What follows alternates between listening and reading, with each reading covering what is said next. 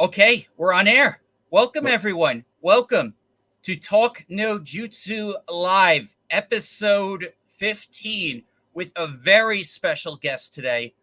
Please welcome MugenLord. Hey, what's up, guys? I appreciate being on here. We supposed to connect like about last year, and I don't know Yeah, what I, happened. I I was trying to get you on my friend's show. We had a me Dante's Rant Room and Andy Matrix had this ongoing show that's become less frequent now, unfortunately. hmm But hopefully we do another show again together at some point. But yeah, I'm glad we finally get to collabs because I think me and you think a lot alike, especially on this whole thing with Zelda, which we're gonna get into. But first, tell the chat about yourself and what you do on your channel. Okay, yes. My guy, hey guys, my name is MugenLord. My YouTube channel I started around like 2000, maybe 6 or 2007. So I'm like an old school YouTuber.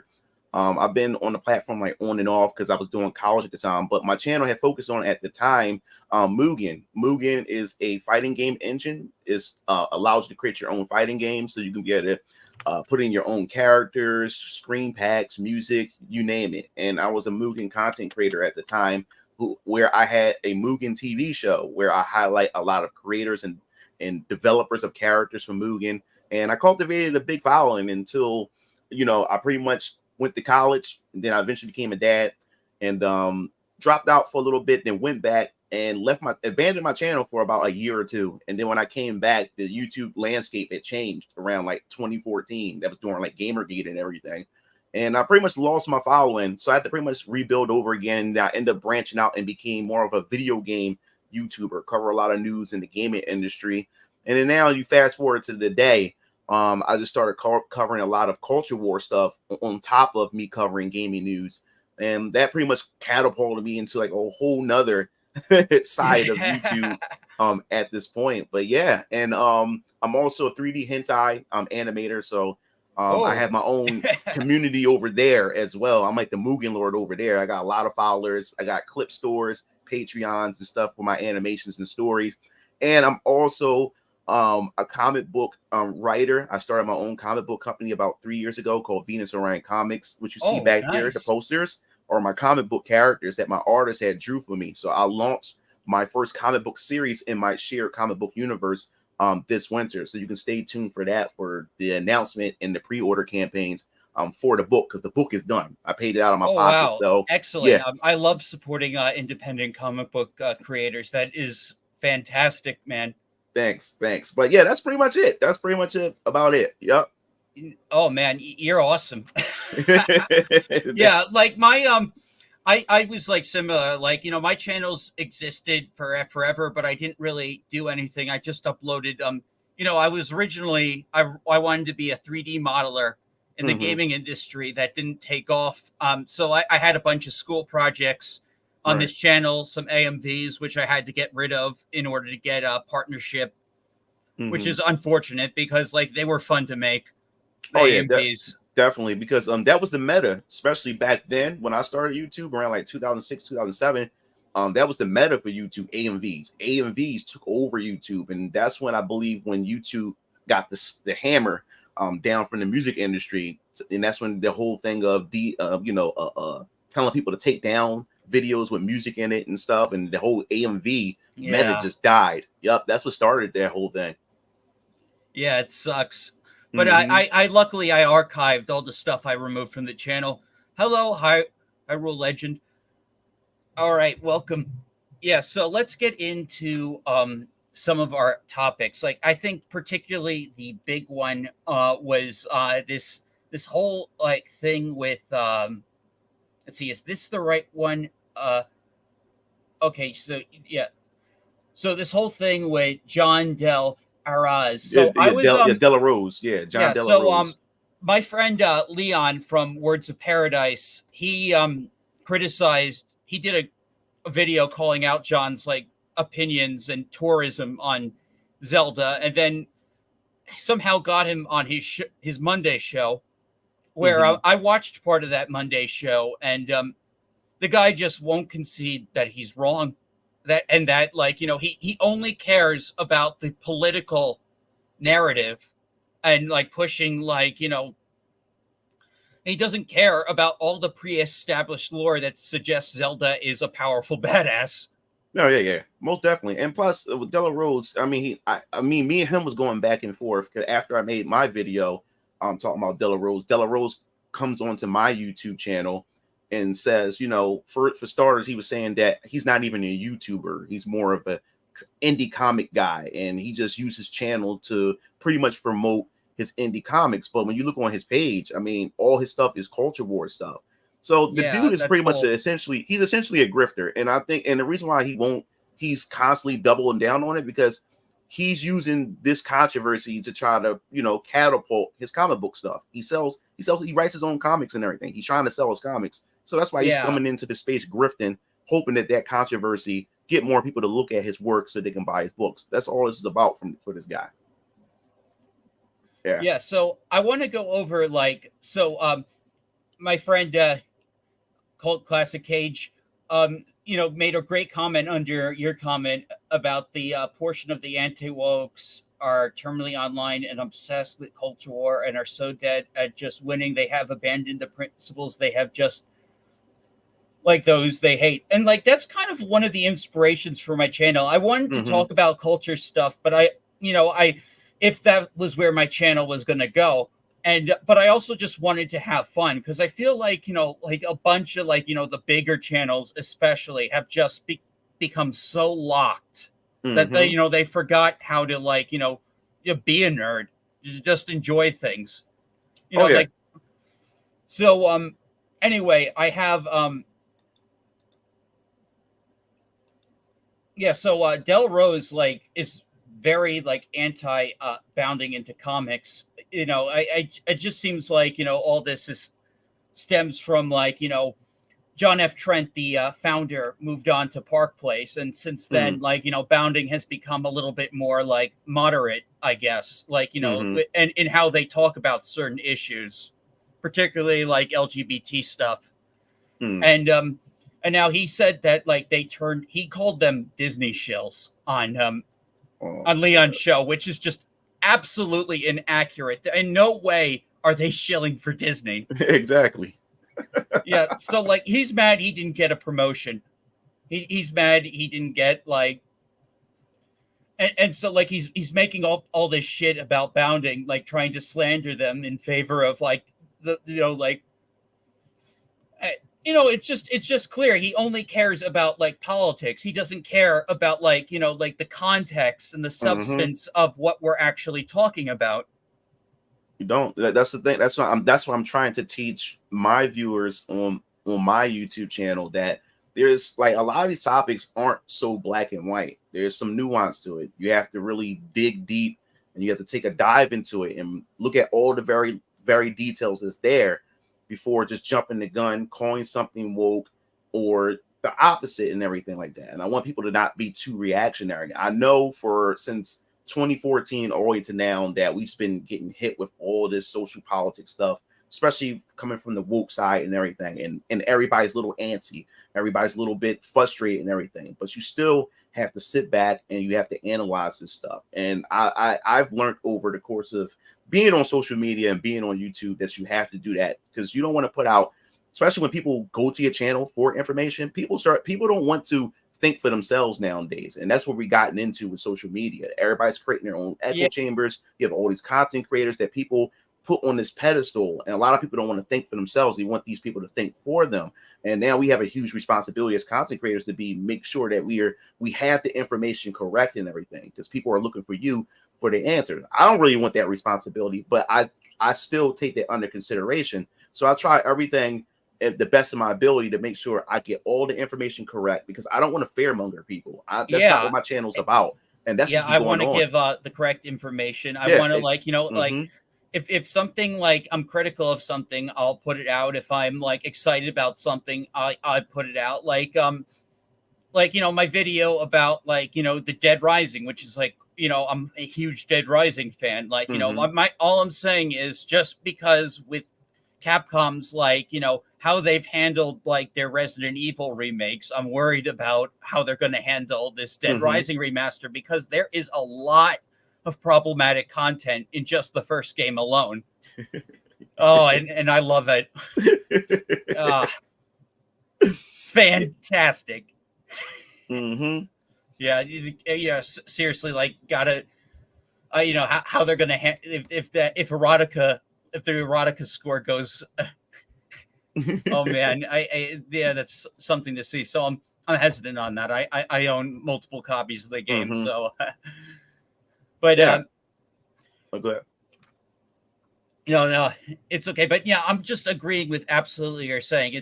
We have a responsibility to get stuff right. Like, we have to really, like, we can't just like put shit out and just like judge things by their cover. We need to like really like dive deep. Like, is there like something there? Like, I've been wrong a couple of times. I've given things the benefit of the doubt that turned out to be super woke.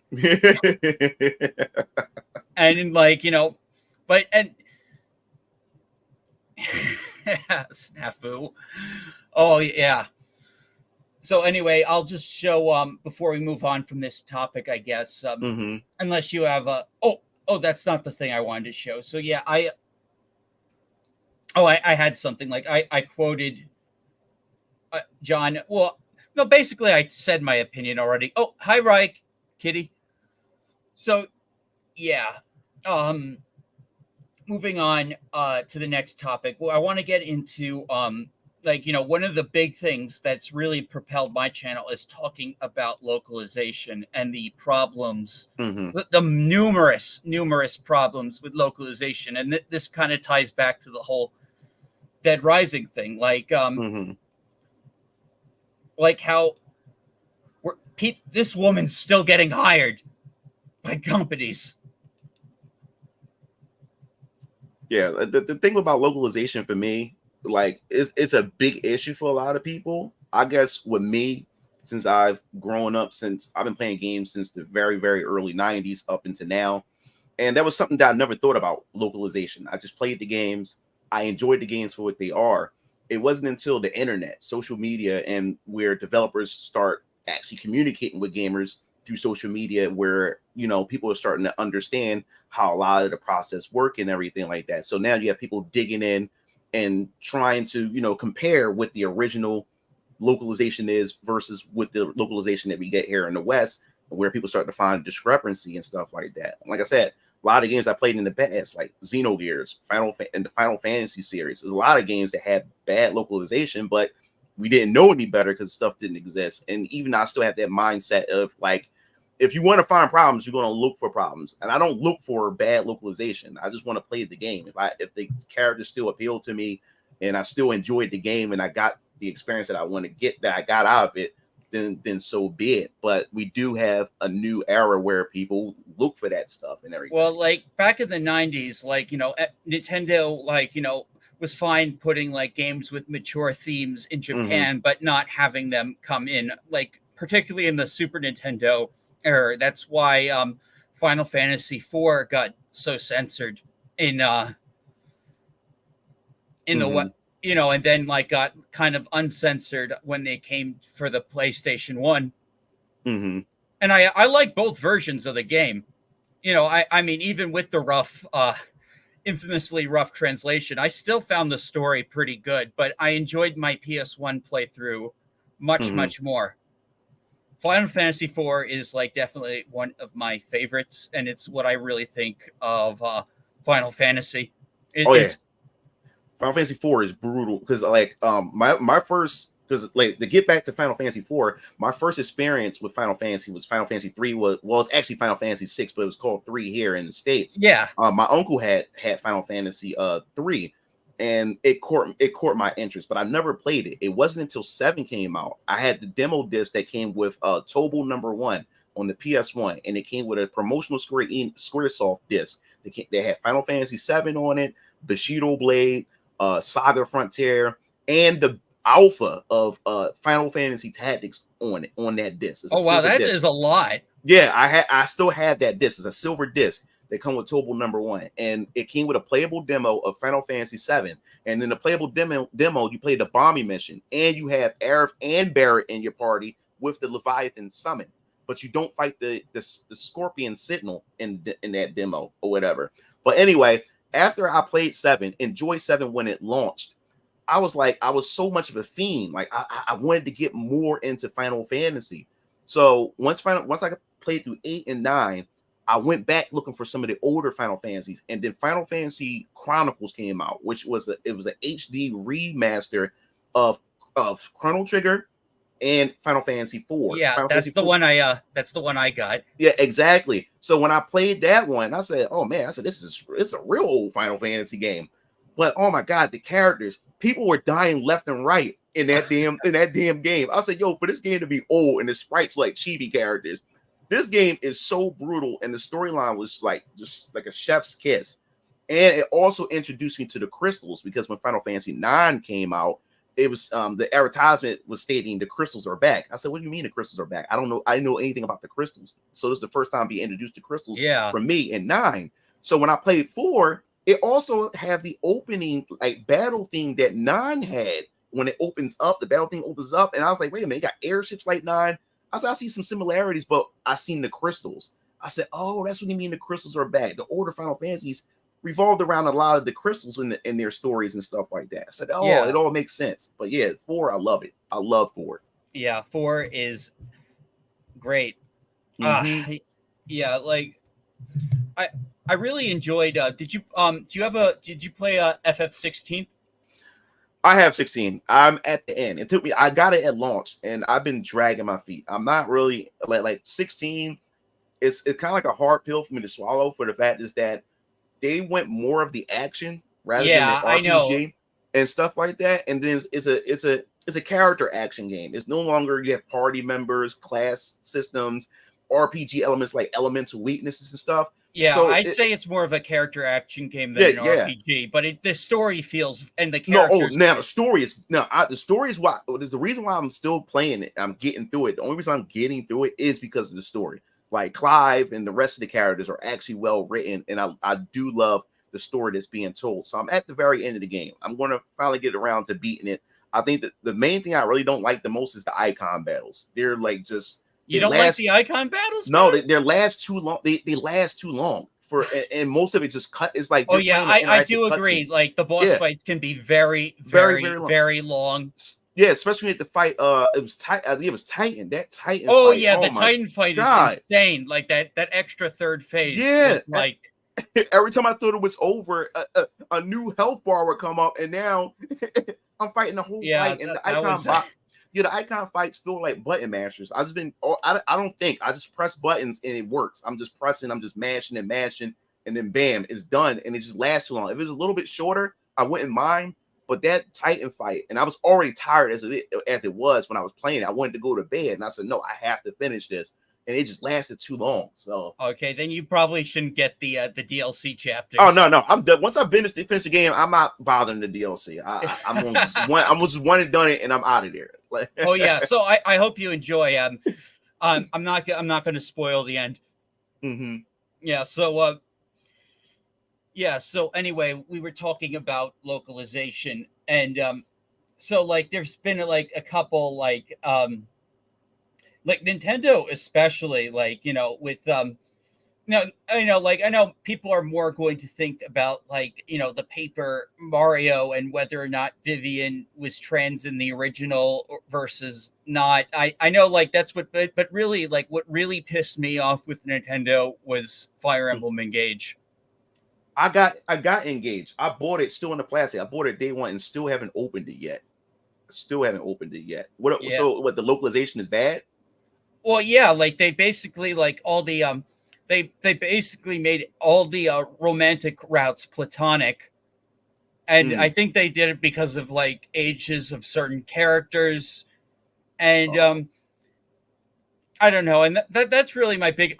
They some of the things like talking about beauty were like gotten rid, like so like there's like a support about Merryweather's weight, and then like all the lines about her wanting to be a good housewife like are also just like gone. And so like there's just like, you know, there's a list. Right. I personally am like, I know Fire Emblem games haven't always had like the best like localization, but I felt like, Hmm. I felt like with Fire Emblem Engage, especially with the more colorful setting, Yeah. it just felt like the edge was just gone from Mm. the game.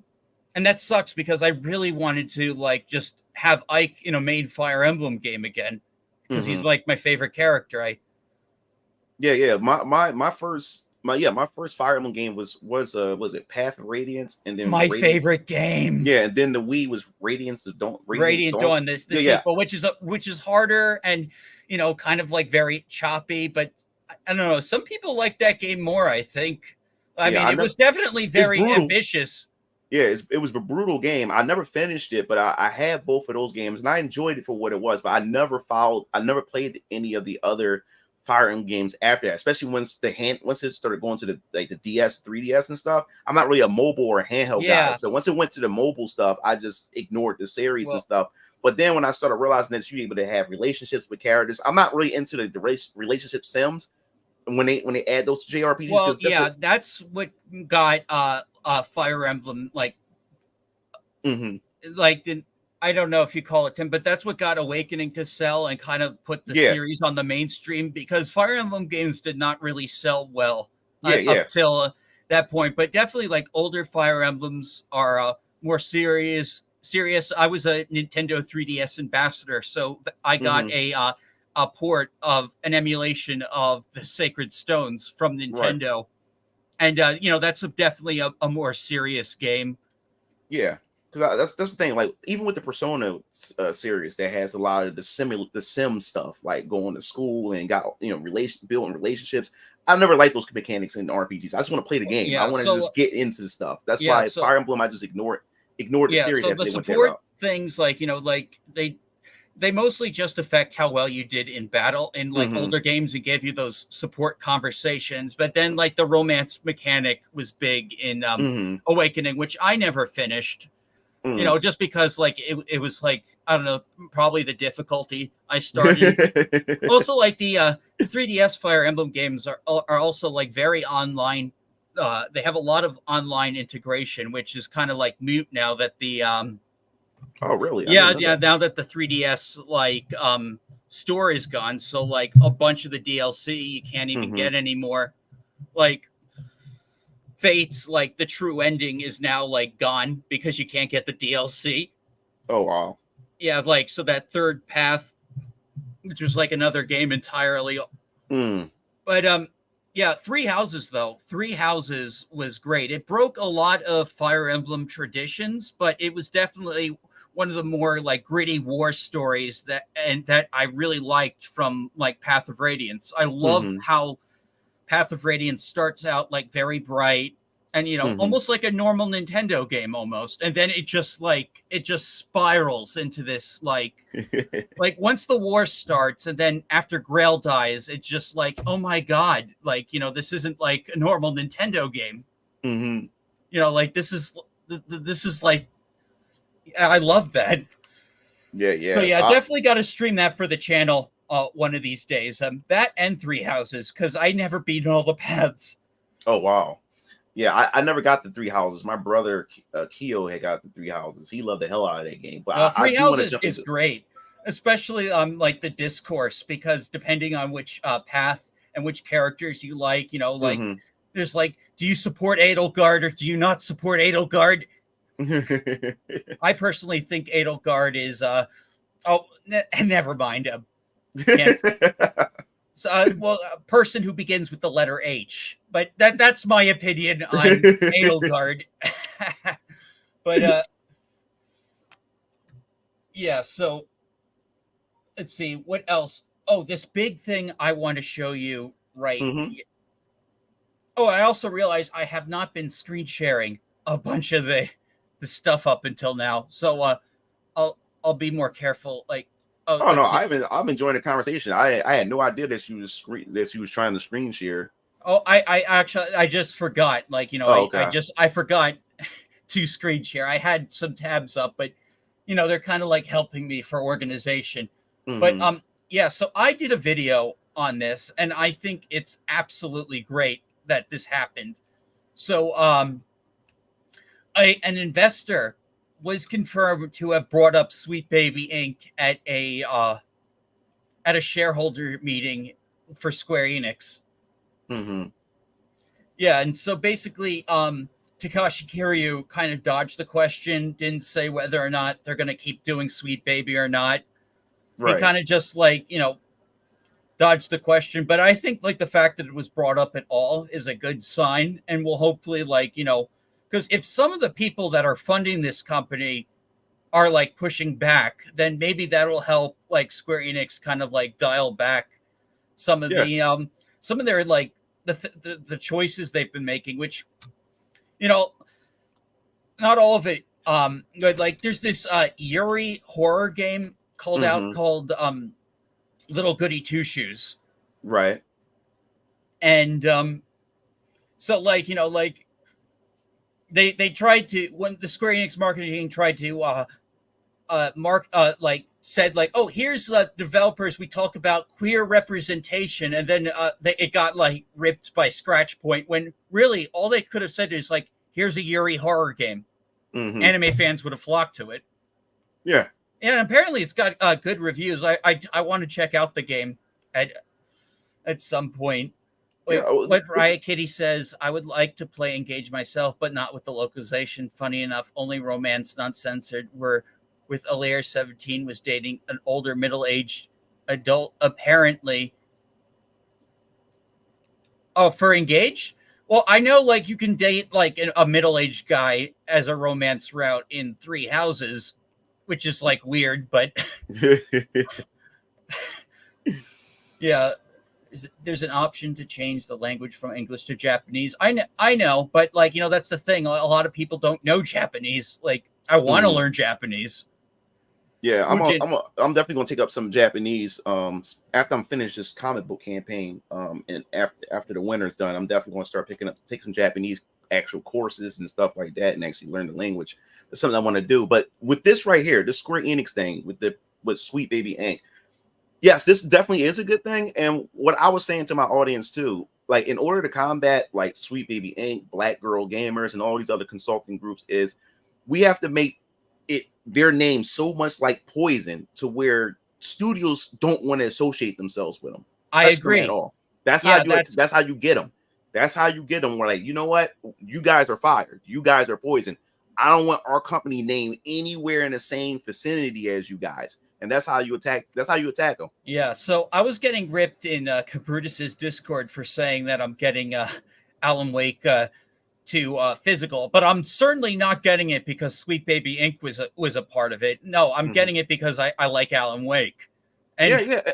And that's what we got to understand. That's the problem I was saying to people, because when the whole Stellar Blade situation happened, I had people come to me saying like, like MugenLord, like I really want to buy this game, but they did censor, you know, Eve, and I'm against the censorship, but I'm also afraid to get it is because I'm afraid to get attacked by people on my own side for wanting to buy it and everything like that. And that's where the problem comes in, because people like Alan Wake. If you're an Alan Wake fan, you want to play the game, but Sweet Baby Inc. is on it. So now you're kind of like conflicted, is because like, yo, I want to play this, but then I have to worry about people on this side, coming at me because I want to play the game because I love the game as an I Alan mean, Wake like, fan. Heel versus Babyface bought and reviewed the game and turned that whole game into content. So did Endymion. Like, so like me getting Alan Wake 2 like a year later on Mm-hmm. physical, which I wanted. Like, I mean, they bought the game. They all Mm-hmm. bought the game. So Yeah, like, they yeah. helped it. They helped the game sells. That's the hypocrisy about behind, like, when you do this culture war stuff and everything as being a content creator, the same things that you're ragging about is the same things you want to end up giving these companies your money so you can rag about it because you're trying to make content off of it. So yeah, it's a lot of hypocrisy, a lot of confliction and everything going. And I keep telling gamers like, yo, man, at the end of the day, it's your money. I never tell people don't spend their money on Oh something, yeah. because it Same makes me a way. hypocrite to tell you not to spend your money. Then I turn around and buy a game you know, that has some of the same things that I've been talking about and turn around and buy it anyway. I'll be a Yeah. hypocrite. So I don't tell people how to spend their money. If you want to play that damn game, you want to play Alan Wake 2, if you want to play Stellar Blade or whatever game that you want to play that you're a fan of, play it. It's about your enjoyment and your Yeah, experience at it's the end of the same. day. Like, that's like precisely how I handled like the whole Vivian discourse. I'm like, like Vivian, like since I don't know what the correct interpretation was Mm-hmm. for this character. Oh, it's not changing. Oh Share yeah, this. Vivian. Share this tab. Oh, here we go. Yeah. So like, You're I right. grew up with the English version, the English Mm-hmm. GameCube version, where they're a biological female, and honestly, like I said I like that better because it's like simpler, and now like I'm hearing Mm-hmm. about the femboy versus non-femboy, like what's Mm. actually the correct thing, and like yeah, so like people were like happy about Vivian, but people also wanted to support the Paper Mario remake because they want more traditional Paper Mario games. Yeah. And that's what's so nasty about this culture war thing. That's why when the Vivian thing happened and people sharing around, I didn't make a video about it because I don't know I don't know anything about that topic, so I'm not going to sit here and chime in. That's what makes me a tourist. I don't want to chime in Yeah, on something that I have no idea, going to attack and going outrage and stuff. That's why I sat that one out. And then also I read the comments because people were saying that the original Japanese version, you know, had this language in there or whatever like that. It's just the American version, the West version back in the day didn't have that language or whatever they had about Vivian in there. So once I read that, I was like, oh yeah, I'm definitely not going to chime in this. I would look like an idiot talking yeah, about this stuff or whatever. So I was like, yeah. nah. So I just left it to the community. From what I understand, it's basically like it was like vague in interpretation. Now, Yeah. like the new Japanese version is a little bit more blunt, same as the English Mm-hmm. localization, but the new English localization censors a bunch of other stuff that's present in the Mm-hmm. original English. So it's Yeah. it, yeah. So did you play a Thousand Year Door?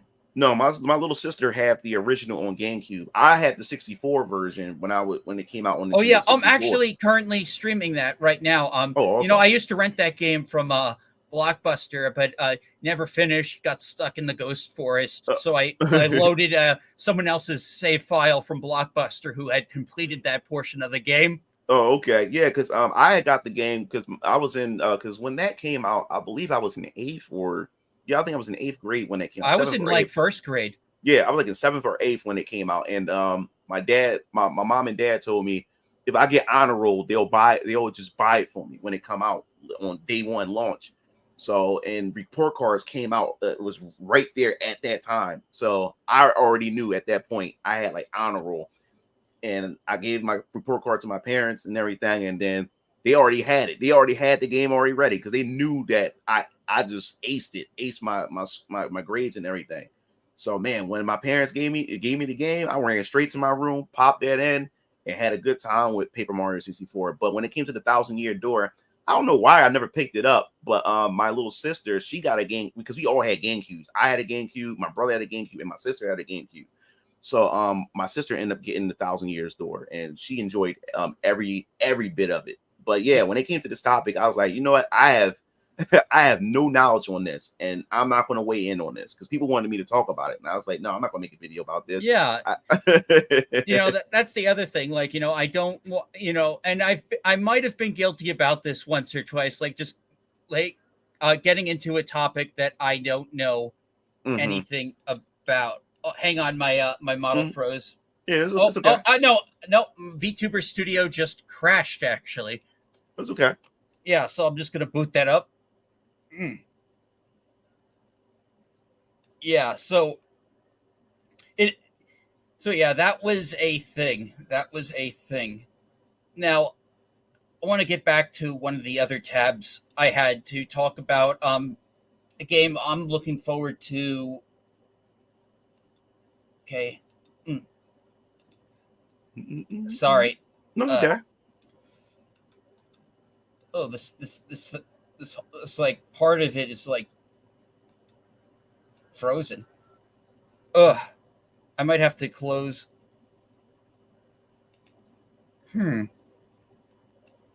like my whole thing is frozen actually. Uh-oh. Am Take I your time. disconnect? Am I disconnected? No, no, I still see you. I see your avatar and Yeah, but everything. So everything's frozen though. Um, Let me like try something. yeah, go ahead. I'm here. Okay, did that fix it? Let me Uh, see. Mm, yeah. I think it's fixed now. Let's. mm, mm, Yeah, mm. yeah. So it was like share this tab. Yeah, There we here go. we go. So want to talk about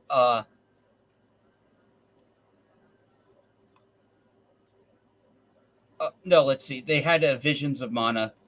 Oh, I can't Yeah, wait for that game. Cannot yeah, wait for that game. yeah. I've been playing the original Mana game. To get ready. It honestly it looks very colorful and something like we haven't really like seen like a lot with like especially Yeah, like it with like as far as like Japanese RPGs. It just looks yeah, like a really like back to basics yeah, yeah. action RPG. I've been a fan of the Mana games since the Super NES. I have the original cartridge on the SNES. It was a multiplayer game, of course. It was 3 players. It was my first action RPG I've ever played, and it was always bright and colorful. The Mana series is known for its colorful characters and everything like that, which I've always enjoyed. And I've been following the Mana series for a very long time, especially once they started releasing on the PS1 with Legends of Mana. I also have that game, and then eventually the Mana series went to the DS platform and the Game Boy Advance, and it carried over there. And like I said, I wasn't really a mobile guy, so I skipped out on a vast majority because I think they have like 15 entries of different games and everything. Oh And wow. then yeah, it's so many of them. It's so many of them, but most of them once the Advance came out, Game Boy Advance, and once the DS came out, most of them went to the handhelds. So I skipped out on that whole generation of a bunch of Mana games, but when I was happy when they did the Mana, a Secret of Mana remake for the PS4 and the Vita. And oh my god, when they remade Secret of Mana, I went out and bought it. I said, hey, hopefully if this does well, I was saying to myself, I gotta support this because if it does well, maybe we'll get a new entry. Then they released the Mana collection on the Nintendo Switch, but it was only in Japan at first, where it came with Secret of Mana. And if you don't know, the Mana series was originally a Final Fantasy game. It was supposed to be an action adventure Final Fantasy game to compete with Legend of Zelda, but it eventually became Seiken Daidetsu, which is what we call the Mana series here or whatever like that. And it wound up becoming so big, it wound up having its own identity. But what happened was they decided they wanted to remake Trials of Mana, which was Seiken Daidetsu 2, which is Secret of Mana 2, or whatever you want to call it, or Trials of Mana. And what they did was they re-released the collection here, which I've bought. And this you really can't find it anywhere because it was very limited at the time.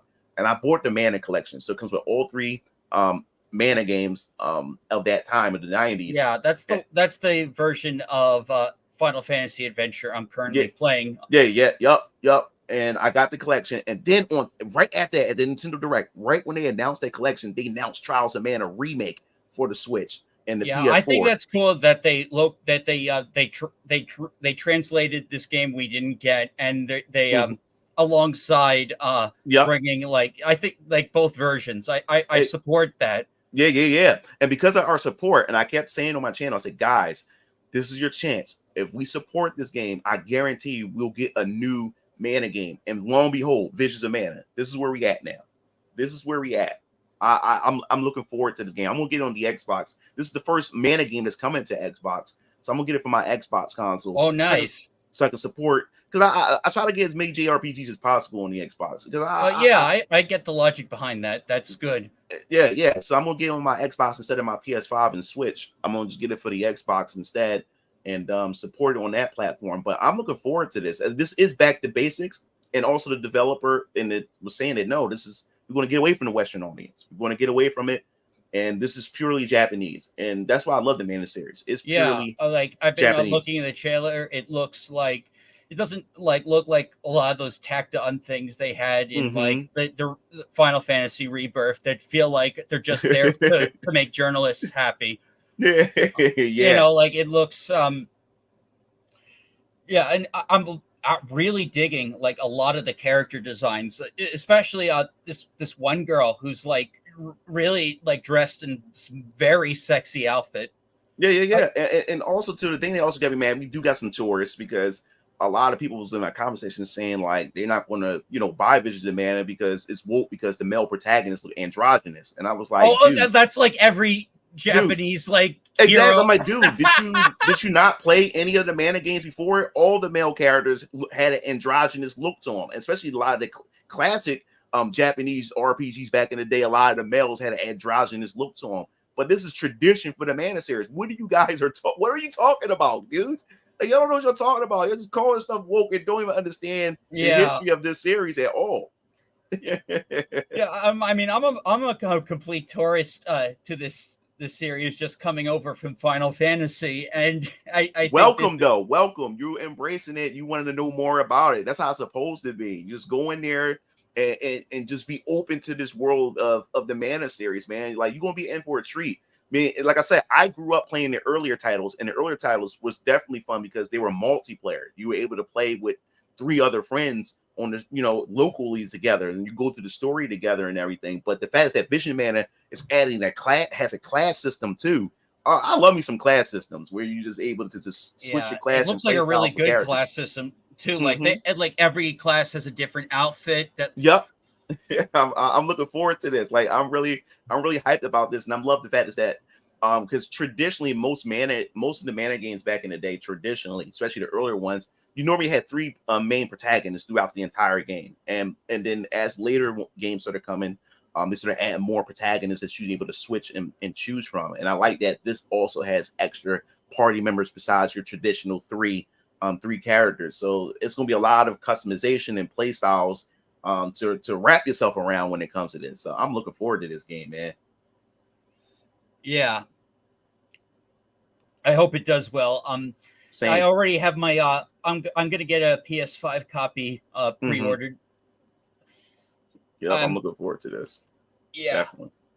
So I started watching this the other day. The Suicide Squad Isekai. Isekai. Yeah. What can how can I say this? I'm all for it. I want to see anime versions of my favorite DC and Marvel stuff.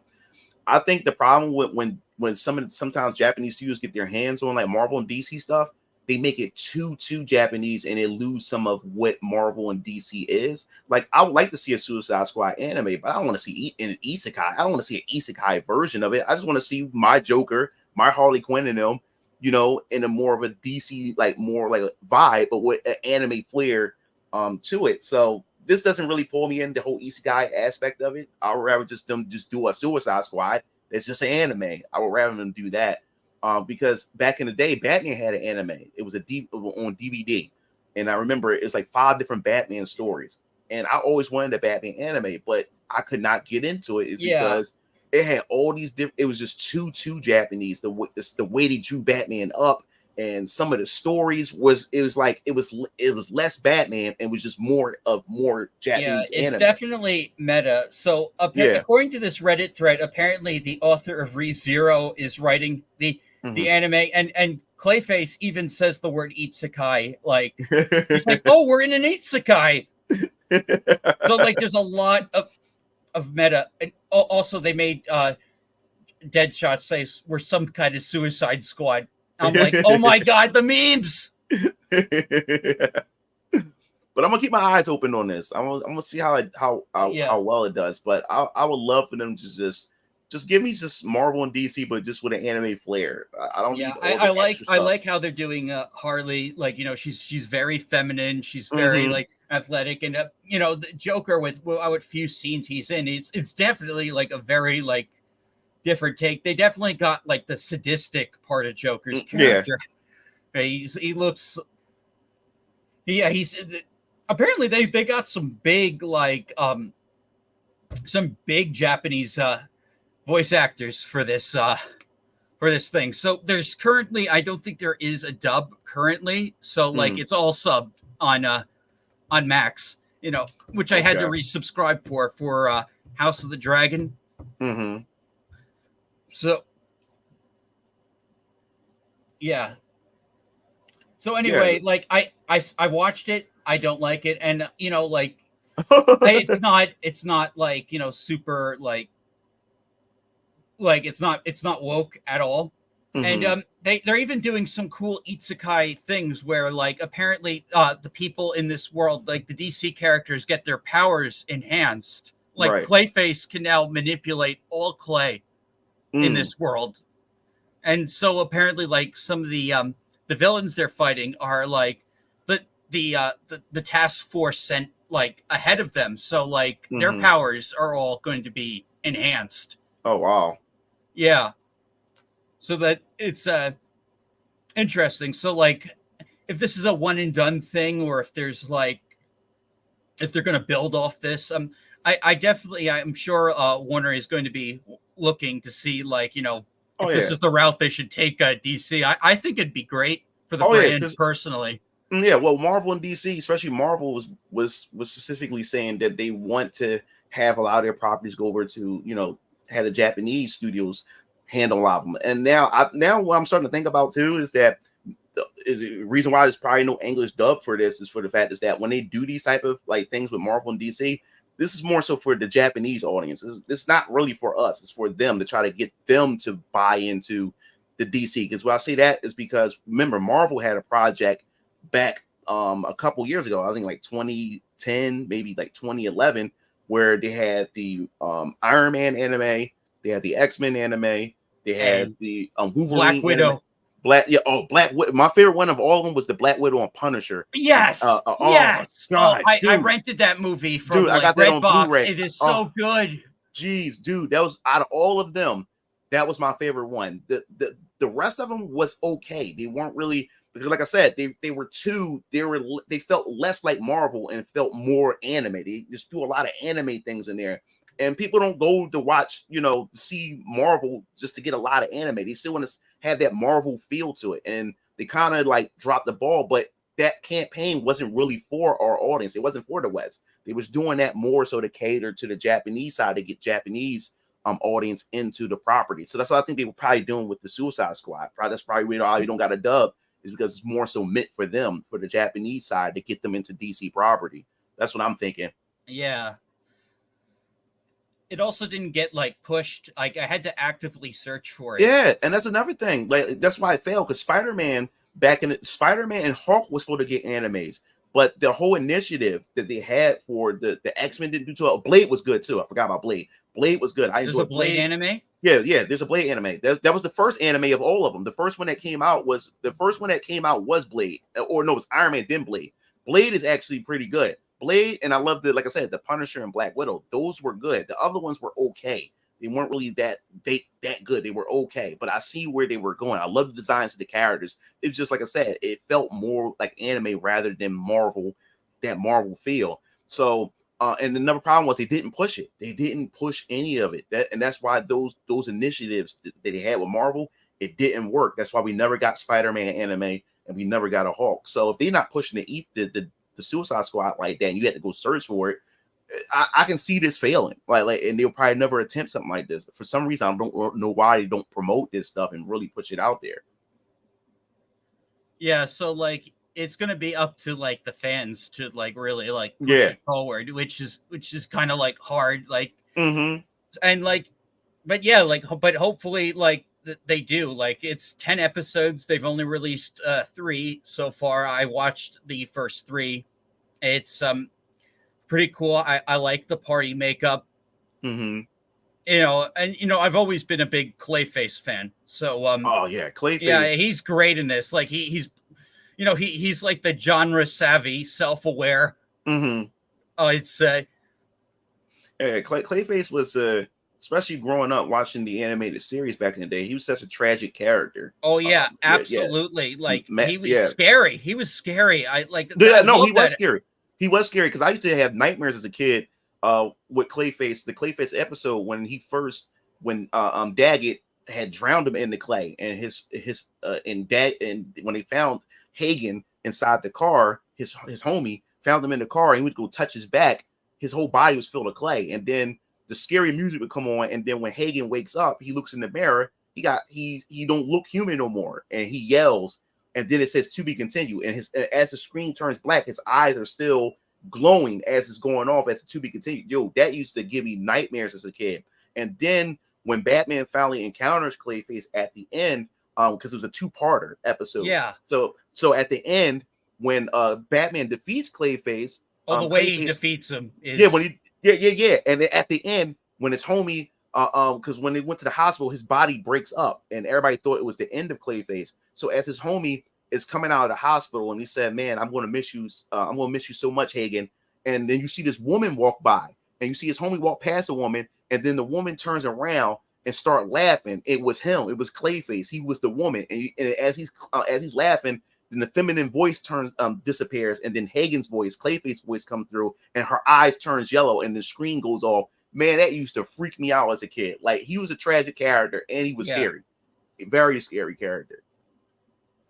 Yeah, the animated series Clayface is awesome. That was my first introduction to the character, and then he got that awesome boss fight in Arkham City. Yeah, very, very, very awesome character. Very sad, because then when he returned in the animated series, he wound up falling in love with this woman. She was a scientist, and she was looking for a way to actually, because his problem was he kept breaking apart. So she was trying to find a way to bring him, to make him solid again, and try to bring him back to like human. And what was so sad about it was, like, I was really like rooting for him or whatever, but Batman came in and messed it all up. Batman came in and he broke the machine and whatever like that. And then the scientist woman is like, what are you doing and whatever like that. And then Hagen got mad. It's like, yo, like, dude, like, I'm trying to be normal again. What are you doing? And then when Batman started fighting Clayface, they went outside, and the woman was telling him, Hagen, don't go out there. It's raining. And he lost all sense of rationality, and he smacked her. The woman that he loved, he smacked her. She started crying and everything. Said, Hagen, don't go out there. He said, no, I'm tired of Batman. He went out there, and the rain started breaking him apart.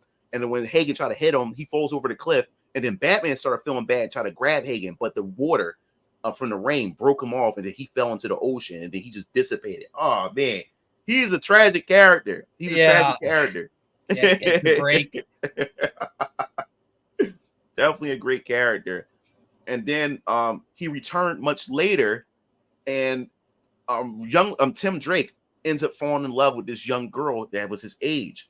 And for some reason, everybody, like the military, was after the young girl, and pretty much Batman was trying to tell Tim, like, yo, this, like, it's something up with this girl. Why is everybody after her? And Tim, this is like his first experience falling in love. And then you find out when Tim went to go run with the girl into the sewers, and she said she was hearing voices, and come to find out that little girl was a piece of Clayface. Clayface survived, and the young girl was a piece of Clayface that ran away and was trying to have an identity of her own. And then Clayface absorbed her, and then Tim Drake lost his mind. He lost his mind, like, you took her from me. Oh man, that. Oh yeah, so that sounds like a season 4 plot line. I haven't really watched too much of it was good. 4. And that was the last time we saw Clayface after that. That was the very, very last time we saw Clayface. They didn't make any Justice League cameos? Did he? That's a good question. I don't know. There's a lot of Justice League. Yeah, no, he probably no, he did, but he wasn't like, he's more like, it wasn't like a Clayface like centered like episode or anything. Yeah, it's probably just a cameo. Just a cameo. Yeah, he wasn't. Yeah, he was in it. But he was just a cameo. Yeah. Yup. Great character. Yeah, great character. Yeah, and they're definitely using him a lot. Like, I think, though someone did make a good point. Like, how's the bomb supposed to kill him if his body's made of clay? Yeah, man. I can see them doing like when they did the Joker movie. I can see them, because I think one of the producers said he would love to do movies of villains like they did Joker, and I was saying that, yo, if they would, a Clayface movie would be awesome, and it'd be like a horror movie. I would love that. I would support. That would be a horror movie. It would be a horror movie, like how he killed people and stuff with his different clay type of transformation, and it'd be a tragic. It'd be like a tragic story too. Tragic horror. Yeah. That would be. I would actually watch a Clayface movie. No, yeah, it's just like how Joker is kind of like a throwback to like violent like 70s movies. Mm-hmm. like that Clayface could be kind of like an homage to like the types like the Jekyll and Hyde type of stuff. Mm-hmm. And now you can be able to sympathize with him. He's an actor, who had the world in the palm of his hands until an accident or something happened to him where he's ugly and he wanted to get something done to his face or whatever like that. And then that's where that whole clay experiment, because of that corporation that done something to him. And now he's trying to get payback and get revenge on that corporation that did that to him. And oh man, I think that would be something. That has potential. That has Yeah. And potential. then there's a woman who loved him and she's looking for him and stuff, and she get caught up in it and stuff, and the police are after him. Oh man, I think that would be a good film. A Clayface movie. Yeah. Mm-hmm. All right. Yeah. So what games have you been playing lately? That is a good. I love. That's why I love coming onto these platforms. When I was on Cassie's, when I was on Leon's, I always been asked this question, like, what games have I been playing recently? And I'm gonna be honest with you, I haven't been playing anything recently because my which I really can't show yet.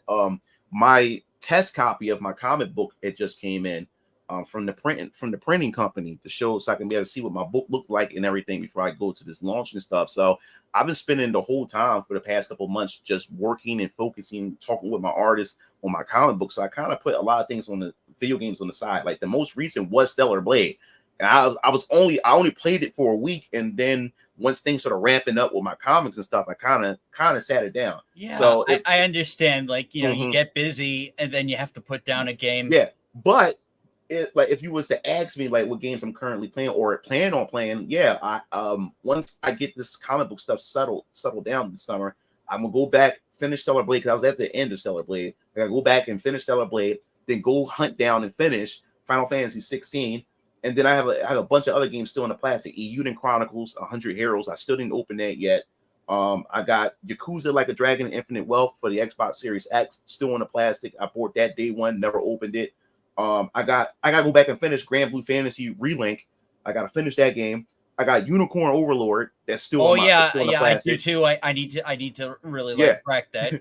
And I got Fire Emblem Engage still in the plastic. I bought that day one, never opened it. I want to give that game a try. Yeah, I would like to hear what your opinion is of it. Yeah. I definitely maybe you can convince me to actually like give it a second chance. Yeah. Because like I said, like I got away from Fire Emblem, after it went to the handheld. So this was my way to, and I skipped the 3 houses. But when I saw Engage, I said, this looks interesting. I see all the old Fire Emblem characters. Let me see what that's about. So I was like, let me just jump into it with Engaged and see how I feel about that. So I still have that.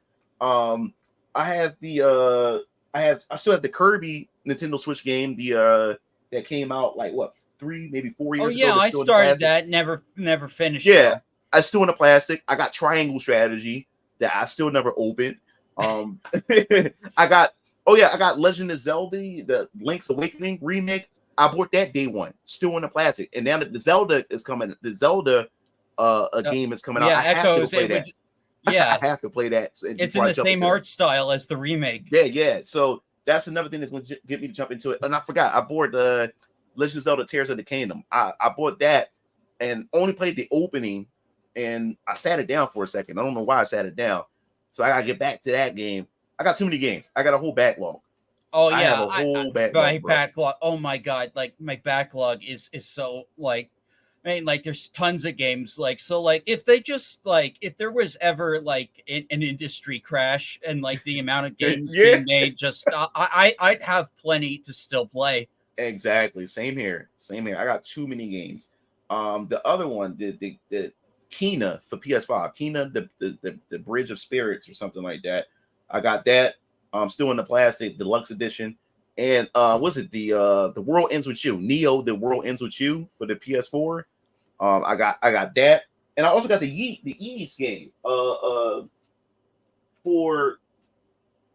I had bought this, and this came out on the PS4 and still in the plastic. I never even opened this. And I love the Ys series because I got into it on the PSP.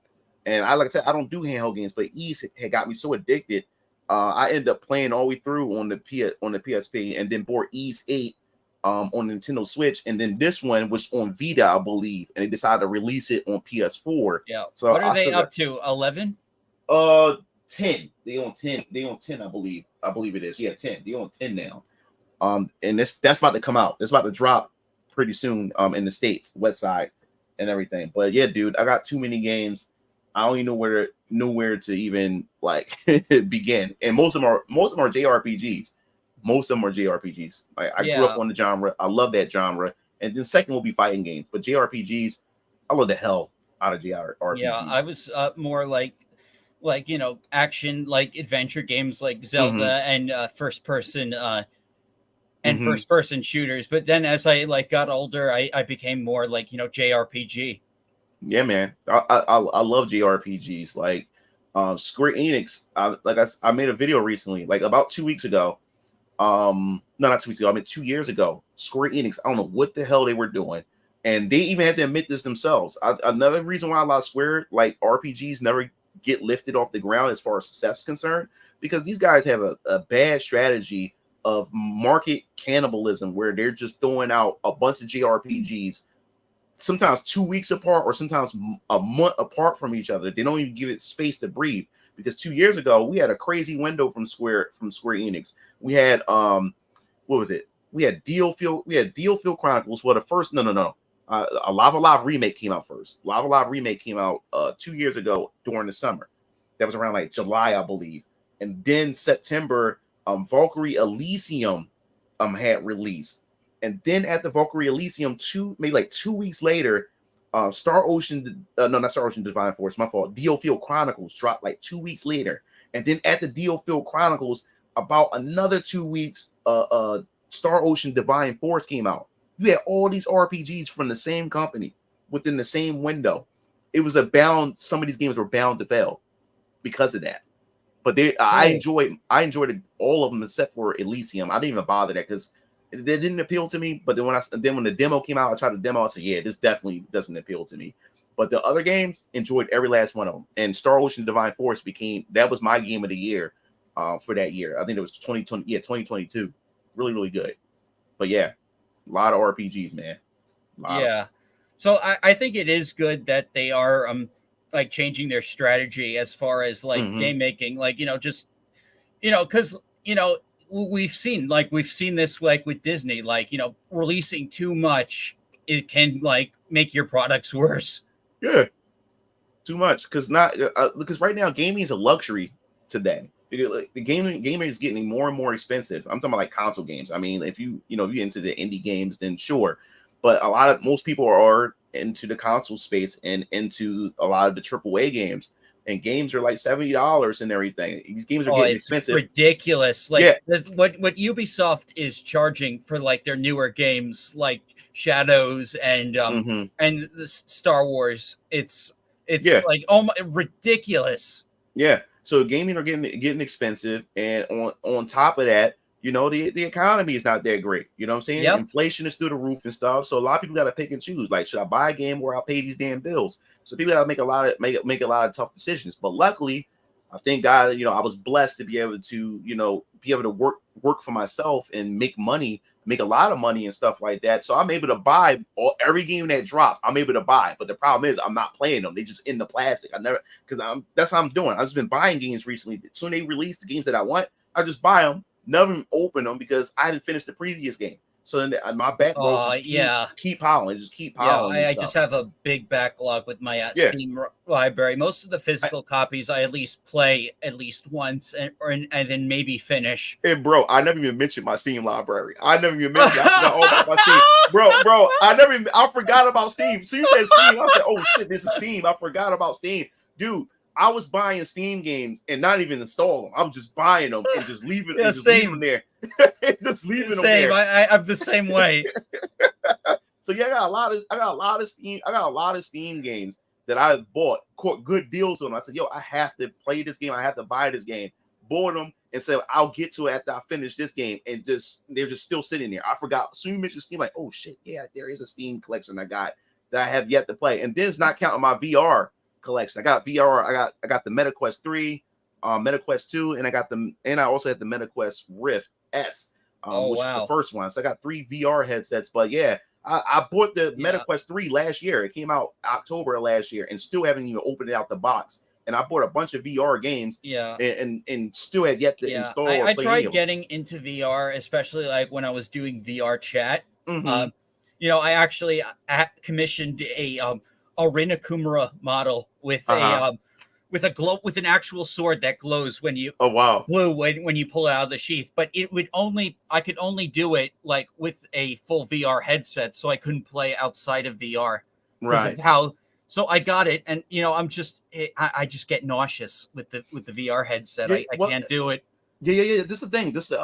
See, I was talking to my audience a while ago about VR just recently and stuff. I was saying that a lot of people want. That's the thing. A lot of people are afraid because of getting like motion sickness and stuff. Like me, it depends on what I learned. Because some games, not all, is will give me the nauseousness or the motion sickness, and it all depends on the developers. Because what causes the motion sickness is the cameras within the VR itself. Some developers don't utilize the cameras too well to get that full immersion to not get you the motion sickness. And it's also is when you have the full on like body movement to, and what it does is as you're moving your body, your brain is telling you that, dude, your body, you're not really walking. It's like, so your brain is just tripping out because you're moving, but you're not actually moving. Your brain can't That's sustain probably with that. why I was getting nauseous. Yeah, yeah. So that's why they put the pointer where you point and click where you want to move. And they get a lot of games start to give you that option of, do you want full motion or do you want the pointer click? And some of the full motion is where people get sick at. Only except for Half-Life Alyx. Like I said, it depends because Half-Life Alyx is so beautiful. One of the best VR experiences I've ever experienced. And the VR is so immersive that I don't want to leave. Like it's most VR games, I only can spend about like an hour or two, and I want to get out because, like Oh I yeah, said, how like, was that? Does it expand Half-Life 2's story? oh, how can I say it? I got because I have Half-Life 2, the Orange Box collection that came out on Xbox Oh, 360. you haven't But played Half-Life 2? oh yeah, I haven't really played much of Half-Life so too, so I really can't tell you what does it expand on. I know Half-Life Alyx, I think it's before. Yeah, it's like a prequel. It's before Yeah, she meets yeah, Gordon. yeah, exactly. It's before that time, but the world, dude. When I put that headset on, and Half-Life Alyx is it's been out for a while. Half-Life Alyx has been out for a while, but why does it still outshine a lot of these VR experiences that we have today? When I put that headset on, man, like I'm in this world, and I'm like, dude, like, no way in the world this can't be real. The motion, the motion, the tracking, the interactions with the NPC, it just feels so lifelike and everything, and it's such a good game. So I always tell a lot of people, do not rag on VR until you try Half-Life Alyx. If you want to know what VR is truly capable of, you gotta play Half-Life Alyx. It's a great game, and I suggest a lot of people give it a try. Give VR a try. I think the problem is too, a lot of developers. There's not like a lot of AAA studios utilizing the headset. I think if more AAA studios, when they start releasing their games, have a VR patch or a component to it, so more people will adopt the headset to try it. So you play the game first traditionally, and then you want to do another playthrough. Now a VR option is there. Play it with VR. I think more people will adopt the headset. VR, it has potential. Most people say it's a gimmick, but it has potential. Yeah, I know. Like games like VR chat are like really cool because it's all custom content. Mm-hmm. You can and it created this whole economy of for model making. Yeah, whole new worlds out there with VR, and the thing is, as long as they try not to force VR to replace traditional gaming, as long as it's a complement to traditional gaming, I think people will start Yeah, adopting it. exactly. Luckily, that doesn't seem to be where the industry is headed. Mm-hmm, People were mm-hmm, like thinking like maybe this is the future and stuff. And right now, mm-hmm. it seems like people are still fine with just like a Yeah. controller. Yep. Mm-mm. All right. Let's see. Anything else you want to talk about? I can come up with some other things. Oh well, yeah, the upcoming, like I said, we have especially this holiday coming up, like especially with Nintendo right now. Oh yeah, Nintendo. Nintendo released announced a bunch of Oh, games. I missed the direct because I was working, but like they announced like new Mario and Luigi, like dude. Donkey Kong port. Oh my god. Yes. Yes, bro. When I saw that Mario and Luigi, I lost my mind. I was like, there we go. This is the thing I would say about Nintendo. Like, a lot of people have this confliction right now with this current generation of gaming. I think to this current generation with the PS5, the Series X, I think this is one of the worst generations ever. We got Oh nothing yeah, but totally. remakes and remasters, and a lot of developers are still relying on last generation hardware, the PS4 and the Xbox One right now. That's why, because these inflated budgets with these studios, like I said before, when it came to the Spider-Man games, they put their budget out there. We found out it cost them around $250 million to $300 million to make that Spider-Man game. They cost as much as making a Marvel Just the MCU first movie. Spider-Man game. Yeah, the first and second game, and then Ratchet and Clank cost them almost $100 million to make the Ratchet and Clank Oh, game but for Ratchet the and P. Clank's beautiful though. I Yeah, haven't it is a finished it. beautiful game. It is a beautiful game. And what's going on is these prices are so like crazy to where they even admitted that they still have to rely on the install base of PS4 users and Xbox One users, because those consoles been around for forever. So they have huge install bases. This is why we're still getting these cross generation games. That's why we never really see like the PlayStation and the Xbox Series X really go all out. Like there still isn't that PS5 experience. Like, yo, I have to get a PS5 just to play this game, or I have to Yeah, get a Series even X. Final Fantasy VII Rebirth, despite like its Mm-hmm. like size, is like just an expansion on what was made on PS4. Yeah. That's all it is. Because like I have did a review on both Final Fantasy VII Remake and on Rebirth. I was like Rebirth, man. I already went into the remake trilogy already going in, disappointed anyway. Like because they broke this game into three parts.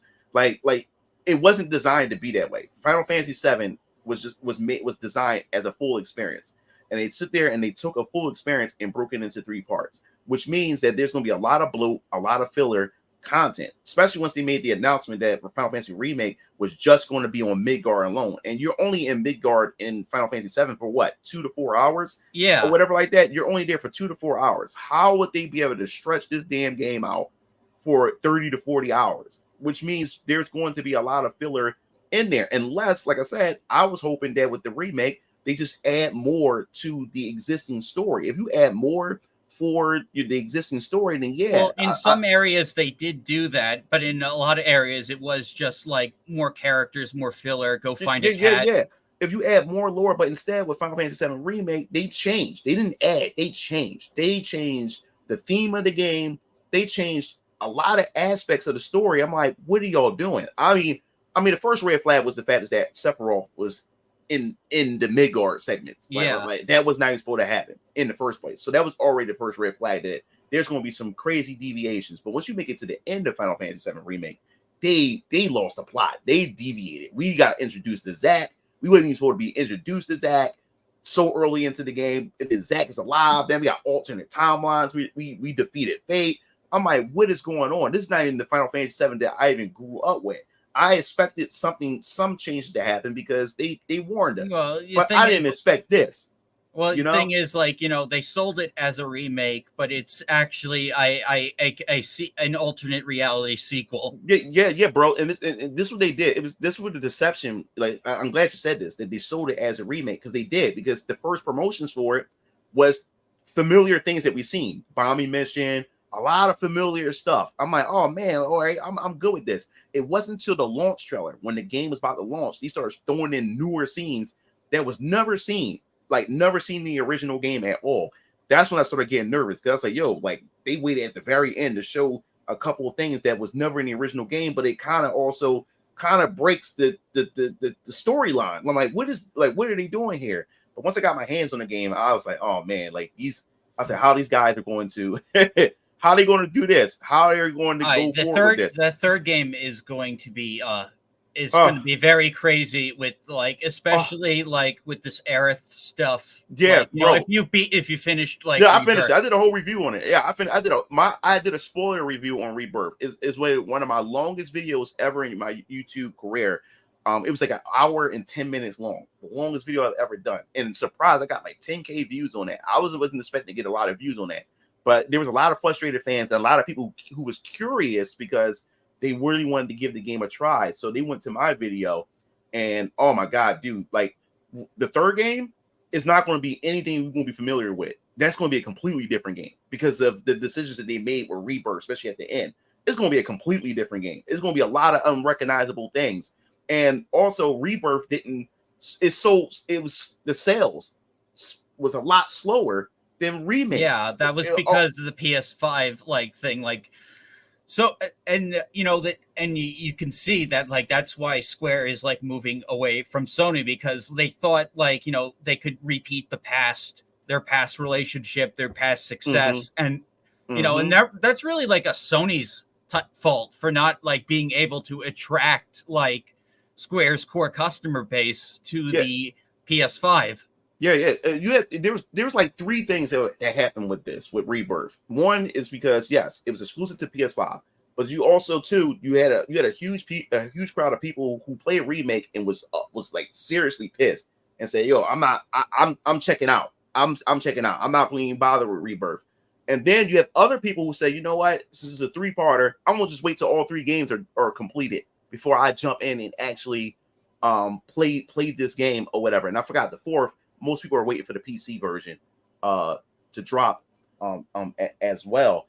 But I expect the third game to even have a even bigger drop off as far as sales. I don't think a lot of people's going to return for the third game unless, you know, like person like me who's still a Final Fantasy VII fan. Yeah, I don't like the direction they went, but I'm still a Final Fantasy VII fan. So I still want to see where this is going to go and stuff like that. And I know that the third game, you know, if they haven't brought everybody on board with Rebirth, people's definitely not going to return for the third game. It's only the people who stuck it out this long who's going to jump into this third game. And this third game is going to be completely different. It's going to be bonkers. It's definitely going to be bonkers. Like, especially when I saw that ending the Rebirth, I was like, I don't know what the hell they're going to do with this third game.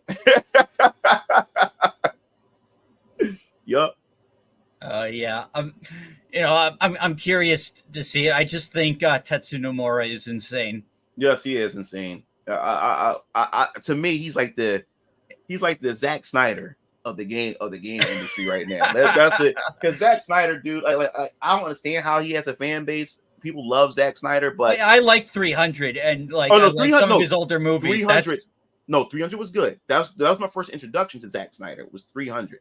I liked it 300, but then what was it? What was the name? Not Sucker Punch. What was the name of that other movie he made with the girls with the schoolgirl outfits and was Sucker Punch. The Sucker Punch, yeah. That was boring. I never seen it. Yeah, the girls were hot, but it was just boring. It was a boring film. I fell asleep on that numerous times. And Watchmen was good. Watchmen was literally word for word from the book, except for the ending. The ending they did change up, but I did like Watchmen. But my God, the movie he did with the based on that children's book about owls was pretty good also. Yeah, when they gave him the reins to the DC universe for the DC films, that's where this dude, he lost me. He like Man of Steel was like, I will say this, Man of Steel was one of my favorite DC films of all time, because I always wanted a Superman, because like I said, I grew up with the Christopher Reeves Superman, you know, the cheesy Superman and stuff like that. And then of course the Superman Return was trash or whatever like that. But I always wanted a Superman movie like, yo, when is Superman going to ever fight like super powered villains where he's, you know, punching people through buildings and all this other type of stuff? When we going to get a high stakes Superman film? And when Man of Steel came out, like, I enjoyed that movie. The only thing I had my gripes about with the Man of Steel was the pacing and some of the decisions. Like when Clark Kent, you know, Pa Kent, when he died, it was a stupid way he died. People criticized that scene. Yeah, it was an unnecessary death. And my biggest criticism was the massive destruction of Metropolis. That was Avengers level, like Justice League level destruction. Like when Zod and them came to Earth. Oh, that was some DBC shit. Dude. That type of damage, collateral damage, should have been saved for a Justice League film. This is Superman's first outing as Superman. We should have got montages of the people getting used to him. He's going at the bank robbers. He's doing, going at the petty crimes and criminals and stuff. So people get used to who he is as as this Kryptonian, as this new hero and stuff like that. But the moment he put the suit on, he went straight to fighting Zod and them. He's not even used to his powers. He never fought before, and this massive destruction that happened. And then Zack Snyder killed off important characters like the doctor, the scientist guy, when he died on the ship. He was the creator of Power Girl. He was the one that cloned Supergirl and created Power Girl. Yeah, because Superman and that scientist had a good friendship with each other. But over time, he was actually afraid of Superman because he's an alien. Said, "Yo, this dude is like a god." He said, "We going to need somebody to be able to counteract him if he decides to ever turn on humankind." So they just killed a character whose purpose was completely not used. Not used. They killed Zack Snyder. Killed him. I said, "Why did they kill him?" I said, "He's the purpose for Power Girl. He's the purpose for a lot of the stuff that goes on much later." Or whatever, and Zack Snyder killed him, and then the controversial part is when Superman had killed Zod. Now Superman had killed before, but that was still something that was never like something that Superman really put emphasis on. If he was put in a situation, but there were so many situations where he could have stopped Zod without killing him, because he could have banished. Because remember, Zod always get banished into the negative zone and stuff like that. It could have been some way to banish Zod instead of killing him. So this is like a very dark Superman, Well, yeah. Well, I mean, it was. I defend that scene, but I know why Superman fans don't like the scene. Yeah, but I look at it from my perspective as the situation, I guess. But then the people will say why did Zack Snyder put Superman in that situation in the first place? And it's like Zach went in a direction didn't want. Yeah. And then Batman versus Superman was just is kind of boring. Bro, it was boring. And two is he didn't understand either Superman or Batman.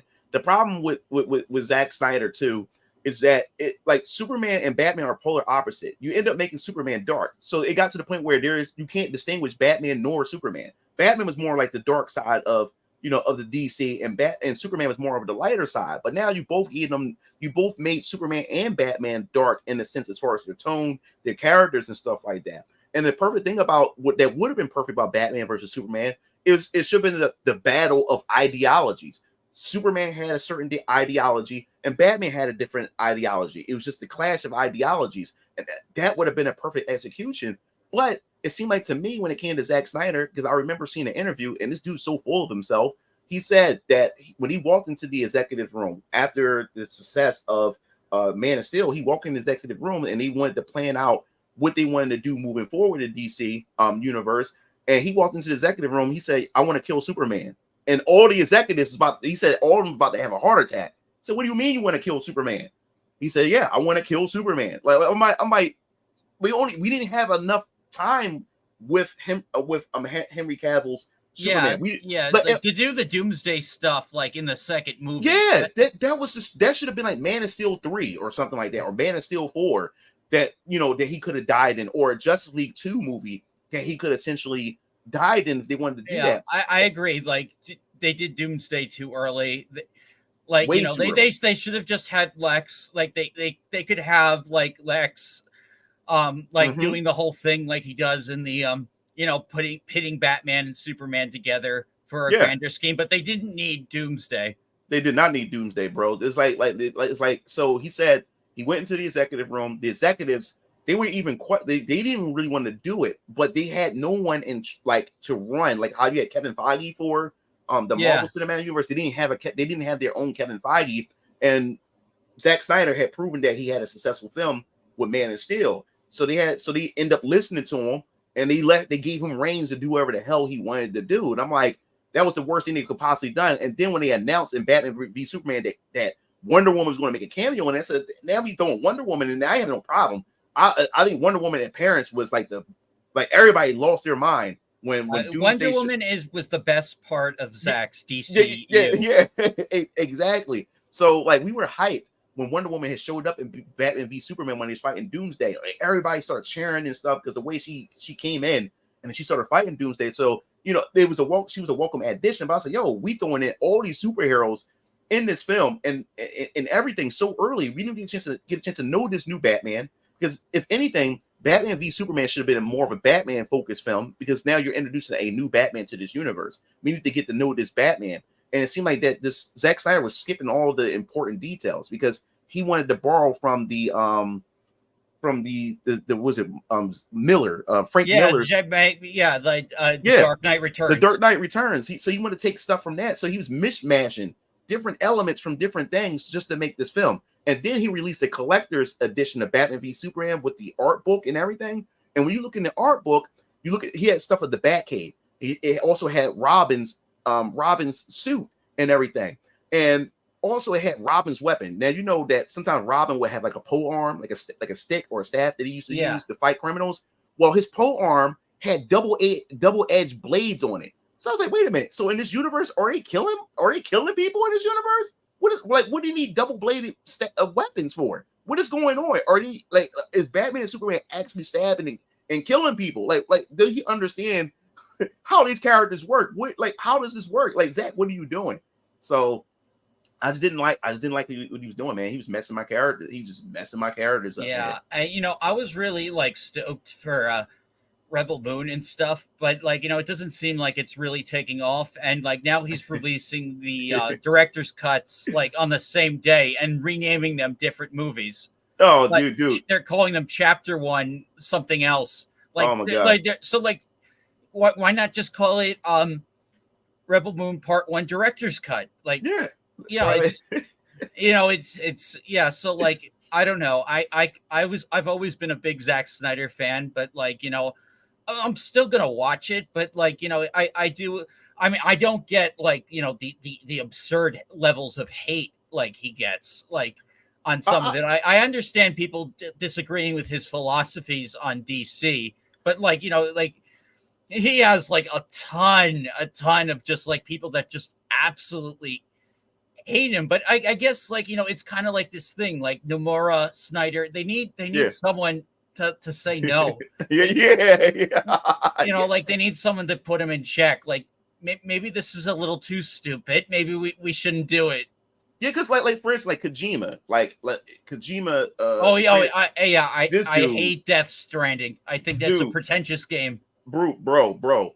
Like I didn't even bother to buy Death Stranding. Like when I first saw Death Stranding, the first game in their trailer, when I seen all this weird stuff, I'm checking out. Like this is definitely not for me. Barely any gameplay.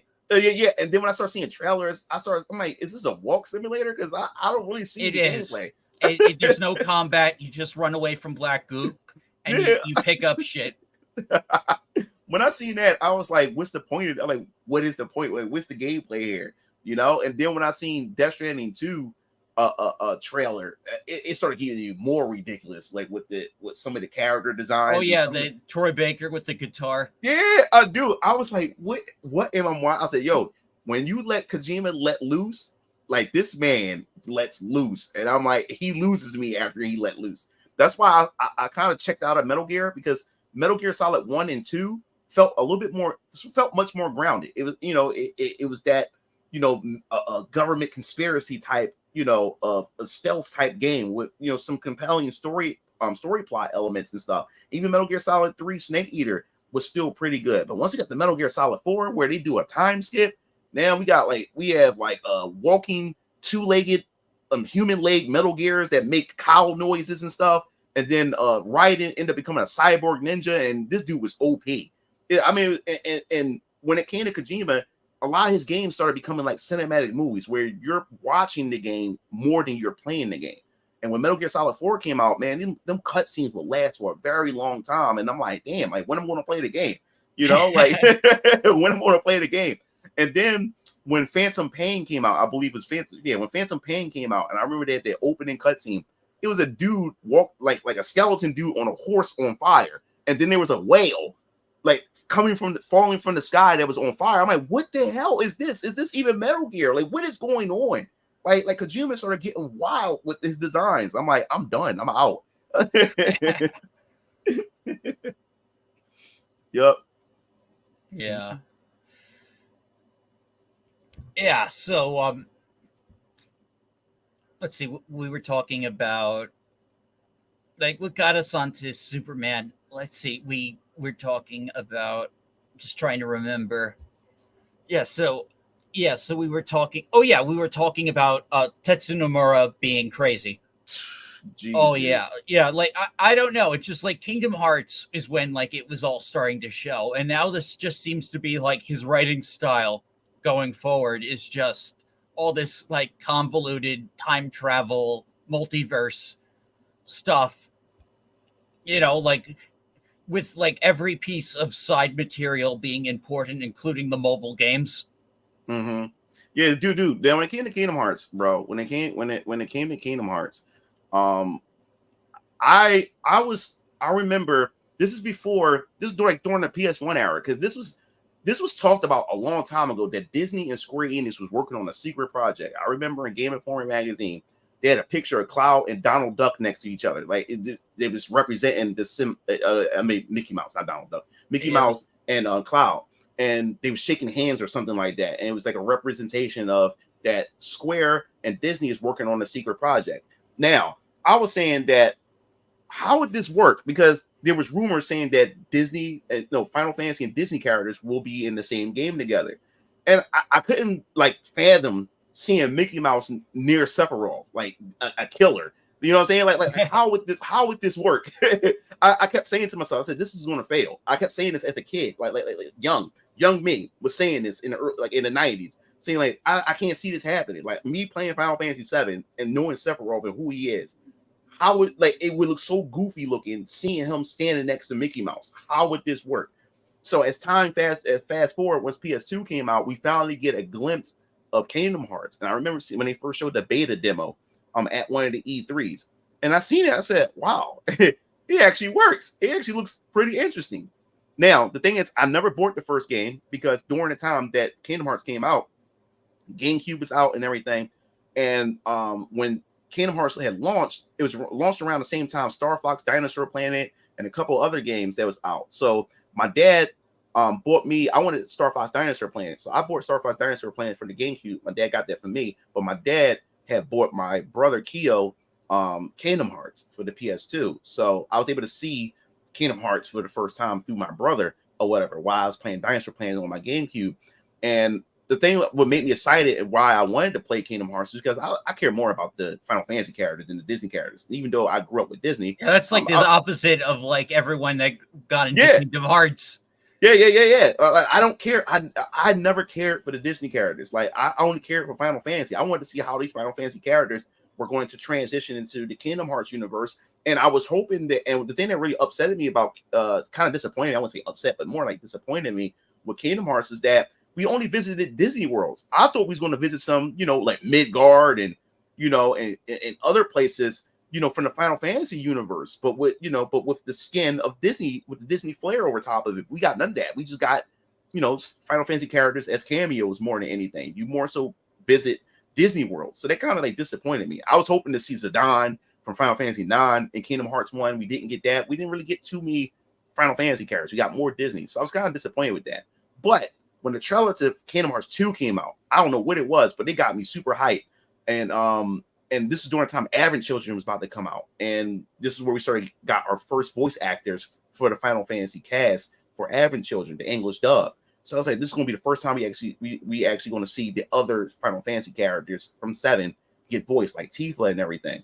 So I ended up buying. My dad bought it for me for my birthday, Kingdom Hearts. I was a freshman in college when 2 came out. So my dad had sent me the money, so I was able to buy my birthday stuff while I was on campus at college. So I bought Kingdom Hearts 2 and fell in love with Kingdom Hearts 2. But as I said before, it was still very Disney focused. Still didn't carry a lot of the Final Fantasy characters and stuff like that, which was still a disappointment. But I loved every aspect of Kingdom Hearts 2.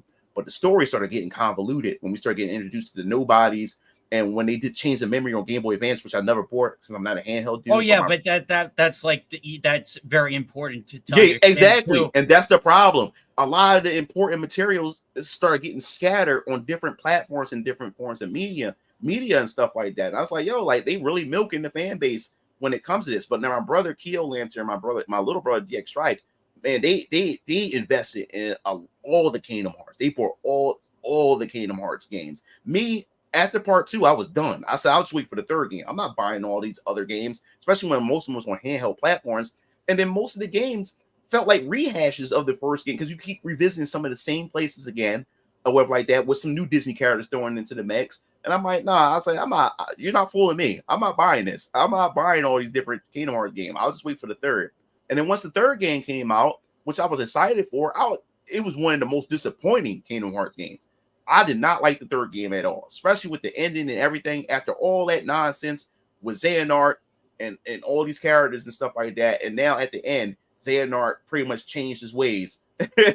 And everything like that. I'm like, what? I'm like, no, this is not like no. I want this guy to die. I want this guy to die. Or especially when I saw the Birth by Sleep cutscene when Ventus and all of them got pretty much turned to stone, like all the things that happened to them. I was like, it was very tragic that happened to Ventus and Aqua and all of them and Terra. I wanted Xehanort to die. I was like, no, this guy needs to go. But then at the end, we get this happy, like, I changed my ways, like, friend and friendship and stuff like that. I'm like, no, this guy had to go. Like, no, take this guy down, But I checked out. I checked out after the third game. Very disappointing. And then there was hardly any Final Fantasy characters in the base game. You had to wait for the DLC to see Final Fantasy characters in the third game. You had to wait for the DLC Rewind, I think it's called, or whatever it was called. Yeah. And then it was $40, I think. Yeah, I think it was like $40, I believe it was. I said, no, Square, you're not getting me. You're not getting my money. You're not going to rip me off. So I never bought. I checked out of it after that. So yeah, Kingdom Hearts 4 would have to impress me in order for me to get back into it. I'm definitely hoping they don't do any of like the newer Disney movies. I think Big Hero 6 is a good cutoff. Oh yeah. Don't go any farther. Like we still have other classic Disney characters they can pull. I'm just hoping that with Kingdom Hearts 4, especially with the art style, how it look, I'm hoping that we see more there's gonna be more Final Fantasy heavy. I'm hoping. Yeah, I'm wishing. I mean, like Kingdom Hearts is at the point where it can just lean more on its own cast. On its own. Thank you, dude. We think so. Don't think so a lot. Don't think so alike because I was saying that what's going on is Kingdom Hearts are building so many original characters now that they can just pretty much do games without either Final Fantasy or having to rely on Disney or whatever like that. They can just go on with a brand new set of cast of characters, throwing some additional new characters. It can be its own thing. I was saying the same thing as well. I think they can do well without either the Disney or Final Fantasy. But if we are going to still do this crossover, man, show some Final Fantasy love. Like that's what I'm here for when it comes to Kingdom Hearts. Give me some more Final Fantasy. Yeah, I was looking forward to seeing like lightning in Kingdom Hearts, and that never happened. Yep, never happened. I wanted to see all the Final Fantasy characters. I wanted to see I wanted to see how much they can throw in there and squeeze in there. And I wanted them to be on my party. I wanted to be able to switch some of these characters out, but that wasn't. No, that never or happened. We got Orin at least. Yeah, and that was the best part. And that was at the very beginning of the game, pretty much. And then after that, you pretty much didn't really get a lot of Final Fantasy after that at all. After you did the Orin thing, that was it. The rest was just Disney stuff. Yep. Yes, I actually I got to meet Paul St. Peter at a convention. Oh, really? Yeah, he's a fun guy. I got his autograph, because he voices the fox in Naruto. But his favorite character is Xehanort. Oh wow! You can tell like it's his favorite character. It's the voice he loves to do the most, and like he actually has a Kingdom Hearts tattoo on his arm. Oh wow! Awesome. Yeah, cool dude. He even gave me a few pointers on voice acting. Oh yeah, that's what happened when me and my brothers, because my brothers and them got a t-shirt company. So we create t-shirts, we create merchandise for content creators and everything and stuff like that. And we also do custom designs. So my brothers and them, they actually go to different cons. They have their own booth where they sell their merchandise, they sell their content and stuff, since they're vendors and stuff. And the fun part about being a vendor, I actually started traveling with them every once in a while. The fun part about it is we get a chance to have access to a lot of these voice actors and actually get to talk to them. Since we're vendors, we actually able to just walk up to them, or they would walk over, like a lot of these voice actors would even just walk over to our tables and just talk with us and stuff like that, while everybody else have to get in line and everything like that. So we get a chance to know some of these people personally. So I remember we went to J1 Con last year, and this was at the Atlantic City. And our table was next to the voice actress to Nurse Joy from Pokemon. We had some of the Yu-Gi-Oh cast members, and then oh man, our table was next to the guy who voiced Hiro Yui from Gundam Wing, and I didn't know that he voiced Professor Briefs from Dragon Ball Z. I didn't know he was that was the same voice actor. So I learned a lot from that, and he was Terry Bogard from Fatal Fury animes and stuff like that. So I got a chance to get a chance to talk with them. And then what's his name? A Killer B from Naruto. Yeah, Naruto. He actually came over and chilled with us. And my little brother, he who runs his company and stuff, the t-shirt company that they have. He wants to get into voice acting. So he actually came over, listened to my brother's demo. He gave him some pointers. He gave him contact information. Said, yo, go to these events, go to these places and stuff like that. And then he signed signed a couple of our shirts and just get and whatever like that. Really cool. That's awesome, man. Yeah, cool guy, really cool guy. We met some of the Power Rangers. Oh man, I want to get back to a convention. I wanted to go to Anime Matsuri, but with travel and hotels, so I'm hoping one of these years I'll get to go get to Texas at some point. Oh yeah. I'm looking forward because now, especially 2025, I'm definitely going to be hitting the road a lot. So because by the wintertime, I will have already launched my comic book company, the first comic book series within my other lines of series that I'm going to have coming out. So I'll be traveling in 2025 to so many different cons to promote my stuff, have my booth. So it's going to be fun to be still able to talk to voice actors and stuff like that. Because I'm definitely going to be looking for voice actors when I be doing promotional work for my stuff to voice some of my characters and everything. Oh, that'd be super cool. I hope that goes really well. Oh, thanks. Yeah, I'm hoping next year. I want to get to Universal for the opening of the Nintendo park. Oh yeah, I forgot. Yeah, because it was in Japan first, and we're just now getting it here in the West now. Yeah, I think the California one opened already, and now, so the one in Florida. Oh, okay, got you. Yeah, so yeah, but I saw they have a new Donkey Kong portion, with mine carts. Yep, I saw the I saw the teaser to that. Yeah, I think. I don't know. I remember during COVID watching Mr. Miyamoto tour the Japanese park, and it was really cool. The whole things they have with the wristbands and everything. A lot of attention to detail, a lot of love. Bro, as a kid, I always said that Nintendo should have had a theme park. I said if they have a theme park, they should have a Mario Kart area where everybody can jump in Mario Karts and race each other. They should have a Kirby Dreamland park. They should have a Donkey Kong Country area. You know what I'm saying? They should have a Hyrule Land, like Hyrule. They're gonna do Zelda stuff eventually. Yeah, I would love to see a Kingdom of Hyrule, and you see that big ass like Zelda's castle, like you would see her castle and everything. And dude, I will lose my mind. I will lose my mind. Totally. I'm a big Zelda fan, so I fanboy. Yeah, bro. Lon Ranch they would have there and everything. Oh man.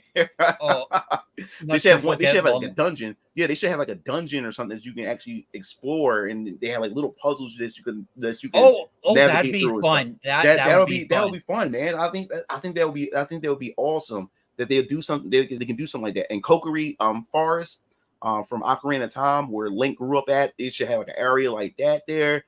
Oh man, I can go on all day if they do. And then F-Zero should have an area. Oh, that would be awesome. That'd be for a good VR racing. Yeah, bro, that would be awesome. And then Star Fox have an area, the Lilac system, I hope Nintendo gets a Star Fox movie. I think Star Fox would transition to a 3D action movie. Yeah, because the rumors is, bro, they trying to do the rumor is they trying to do a cinematic Nintendo shared universe, and they will do a variety of different properties. Eventually, then they'll eventually do a crossover. I know Sony's doing the Zelda movie, so I'm not sure how they're all going to connect.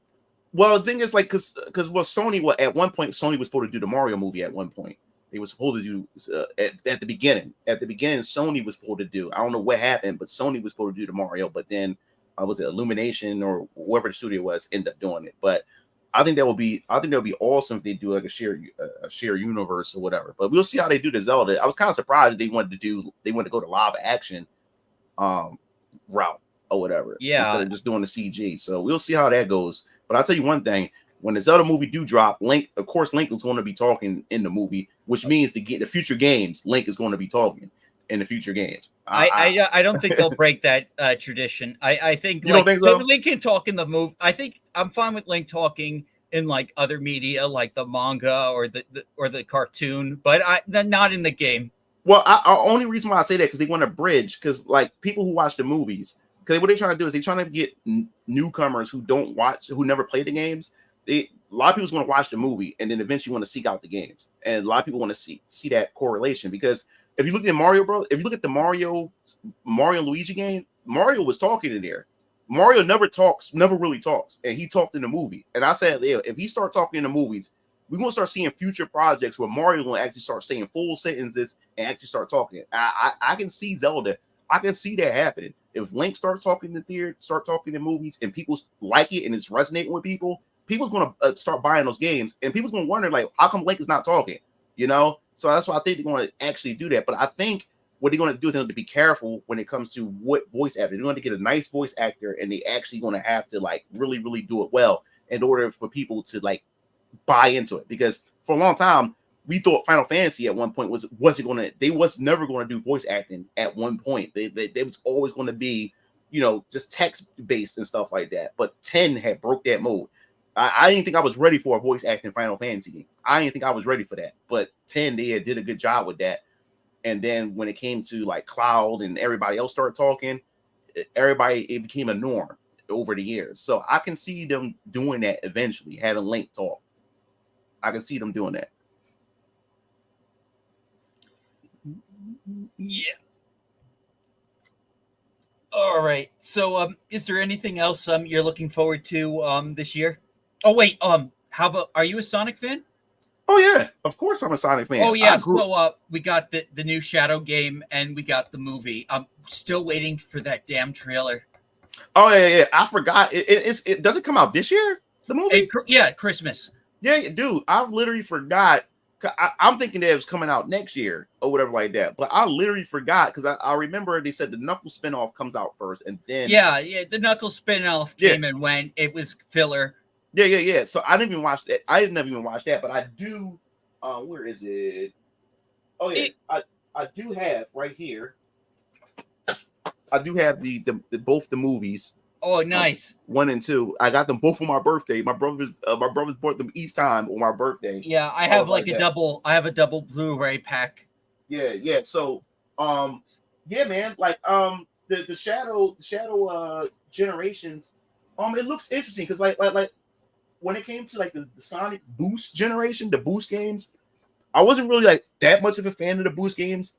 Because the Boost games are very, very linear. Most of them like it's a straightforward path. You just boosting your way through. Every once in a while, the paths will alternate or whatever like that. In most Sonic games, you do have a little bit of that exploration or taking different routes and stuff like that. But the Boost games is more how fast you can run through the level and stuff like that. But Generations was like the first Boost game that I actually dived into and jumped into Sonic Generations back on the Xbox 360. And I fell in love with it because man, it took me to this nostalgia trip. One, classic Sonic return, and like I said before in my stream, when it came to Sonic, I grew up playing Zelda on the NES. Like, Zelda was the first game I've ever interacted with when it came to video games. I was 4 years old. Zelda was my first game I played at the age of 4. And then once the Sega Genesis came out, my parents bought me my very first console of my own. Because my dad had an NES and my dad had a Sega Genesis, so he bought me a Sega Genesis. And Sonic, of course, was the game that came with it. So I became a big Sonic fan. I love Sonic and stuff, and I've seen the history and the evolution of Sonic, and even seen his downfalls. You know what I'm saying? Yeah. And especially once he got into the 3D space, that's when Sonic was just rocky for him after a while or whatever. But Sonic Adventure 1, Sonic Adventure 2, and Sonic Heroes was my favorite 3D Sonic games. But Sonic 06 marked the destruction of the Sonic 06, and that was the biggest disappointment because I remember the first trailer that came out. I was in college. I was in for my freshman year when Sonic 06 was announced and showing off. I thought it was a Final Fantasy game because it didn't show Sonic, it just opened up and it showed the princess. I'm like, this is a Final Fantasy game. These graphics, these Sonic 06 was an ambitious game that was undercooked. It was undercooked. It was rushed. when I started doing research on it, it was rushed. They had to rush it out for the launch window of the of the PS3 and the Xbox Yeah, 360. that was really dumb on Sega Yeah, because they definitely. you see what they wanted to do with like everything, like the story, like you needed to polish that game for it to work. Maybe dude. cut some of the side quests down.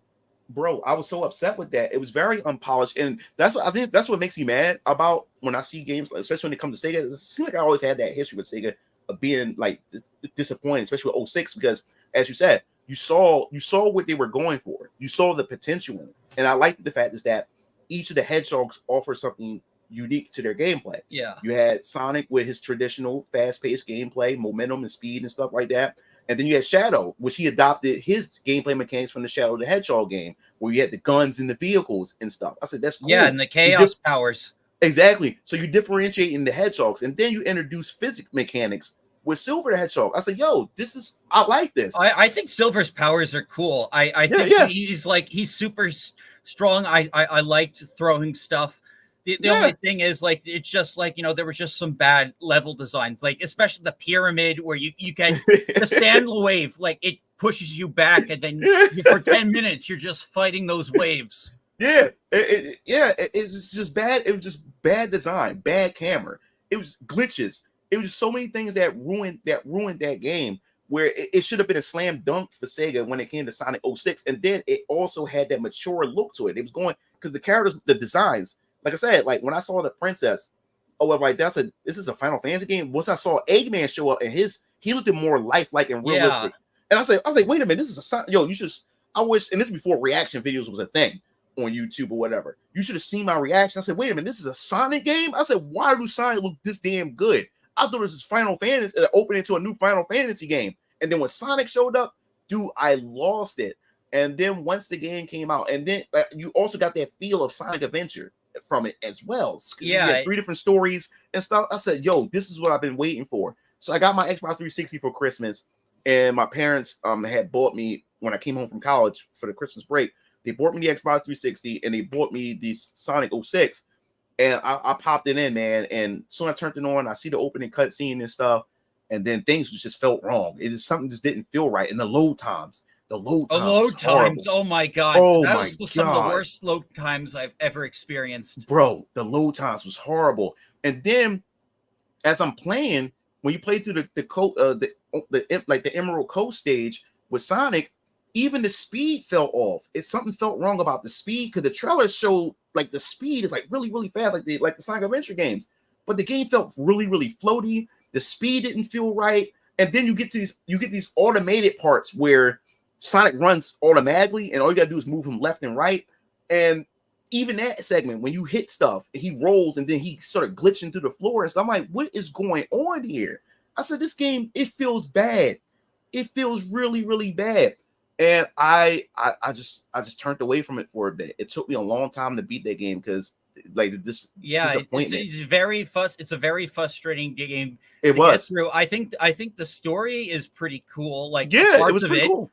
Yeah, I'm like, it does seem like from the Knuckles show, they actually are incorporating aspects of it. Like, they didn't say Iblis, but like they're just technically an Iblis cameo in the Knuckles thing. So like they could borrow from that. I did a video on how they can incorporate 06 stuff in future movies, but yeah, so that was disappointing. And I felt like after that, Sonic just tried to be Mario, and then Sonic making like Sonic Unleashed, kind of like the last like semi-serious Sonic game. Yeah, my brothers, that's the thing. Like, people is waiting for like a remaster or something for Unleashed. Now, my brothers had Unleashed. Now, Unleashed was, I remember seeing a random trailer when of a beta trailer of Unleashed that popped up on GameSpot. And I said, wait, Sonic is back? Because remember, Sonic was going for a minute. Like we didn't really see a lot of new Sonic 3D titles in a while. So when Unleashed was first showing off, I said, is Sonic back? And what got me was it was 3D, and then the camera would go to the 2D perspective. I said, wow, like, yo, this is crazy. Like, they mixing both 2D and 3D, so I thought it was pretty neat or whatever like that. But then that's when they showed the Werehog. I said, what? I don't want to play as no damn Werehog. I just want to play as Sonic. Like And then they had more. They had so many Werehog stages in the game. I said, I don't want to be a Werehog. I want to play as Sonic. So that's what kind of turned me away from Unleashed. I did not like the Werehog segments too much at all. Like now, I understand. Like he could have been a good character, like as a new original character that's not Sonic or whatever like that. That they could have introduced for a little bit and you play here and there, but they put too much emphasis on the Werehog, and I didn't like that. I wanted to play them. And the funny part was the Wii version of Sonic Unleashed had more Sonic stages than Werehog stages. So that was the funny part about it, the Wii version. But yeah, man, the Shadow Generations, I'm looking forward to. I like to give it a try. Because I would definitely, I love the Generations. Generations on the 360 was a fun game. So I like to hop back into that to see what it has to offer. But as far as the Sonic movie universe, the thing that I'm concerned with, I hope they don't rush things. Like because it's like they really trying to go, because to me, in my personal opinion, I wanted them to build up to Supersonic. I thought they was going to do something like that, like how they did the Infinity Stones with the Marvel movies. I thought eventually each Chaos Emerald was going to play some role with each film and stuff like that. Because to me, Sonic 2, which I love Sonic 2, the movie, I think my only problem is I think you could have saved Knuckles for the third movie, because Knuckles, if they go by the games, Knuckles didn't appear into the third game. So the second movie is a mesh between Sonic 2 and Sonic 3. I was kind of wishing that the second movie focused more on Sonic and Tails' relationship, them building that partnership with each other, and they still continue to fight, Eggman together. I wanted them to really focus on Tails a lot more, like in Sonic, and them actually becoming bros and stuff. And Sonic realizing that, hey, I'm not alone in the universe. There's someone just like me. You know what I'm saying? I'm not alone, and this person is on Earth. Yeah, they did touch on that. Yeah, I wish they would have put more emphasis. I wish the whole story would just focus on that. Then third one, then you bring in Knuckles. You know what I'm saying? Then they focus more on Knuckles. Yeah, so you think Shadow? I'm just love it because I didn't know if there'd be any more. So I just I'm Shadow is one of my favorite characters. Oh, Shadow's everybody's favorite character. Look, dude, during the time Shadow came out, that was during the Edgelord generation. Yeah, everything.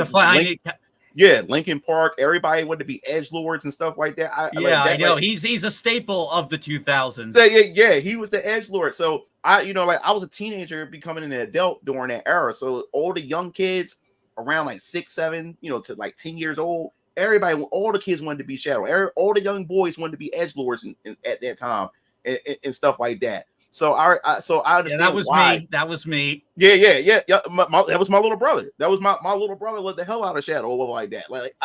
Every little boy, I resonated with Shadow during that era. So I understand every little boy. So I understand it. I definitely understand it. So I see why they want to hurry up and get the Shadow. I was kind of hoping that they build up the Shadow, but I understand Shadow is a popular character. If not, arguably Shadow may be more popular than Sonic or whatever. He might be. Yeah, he might be more popular or whatever like that. Because when it comes to a lot of fan art and a lot of communities, I see more Shadow content than I do if I was to compare. I see a lot of more Shadow content than I see Sonic if I was to compare it to. There's a lot of Shadow fans that's out there because that young generation that grew up with him.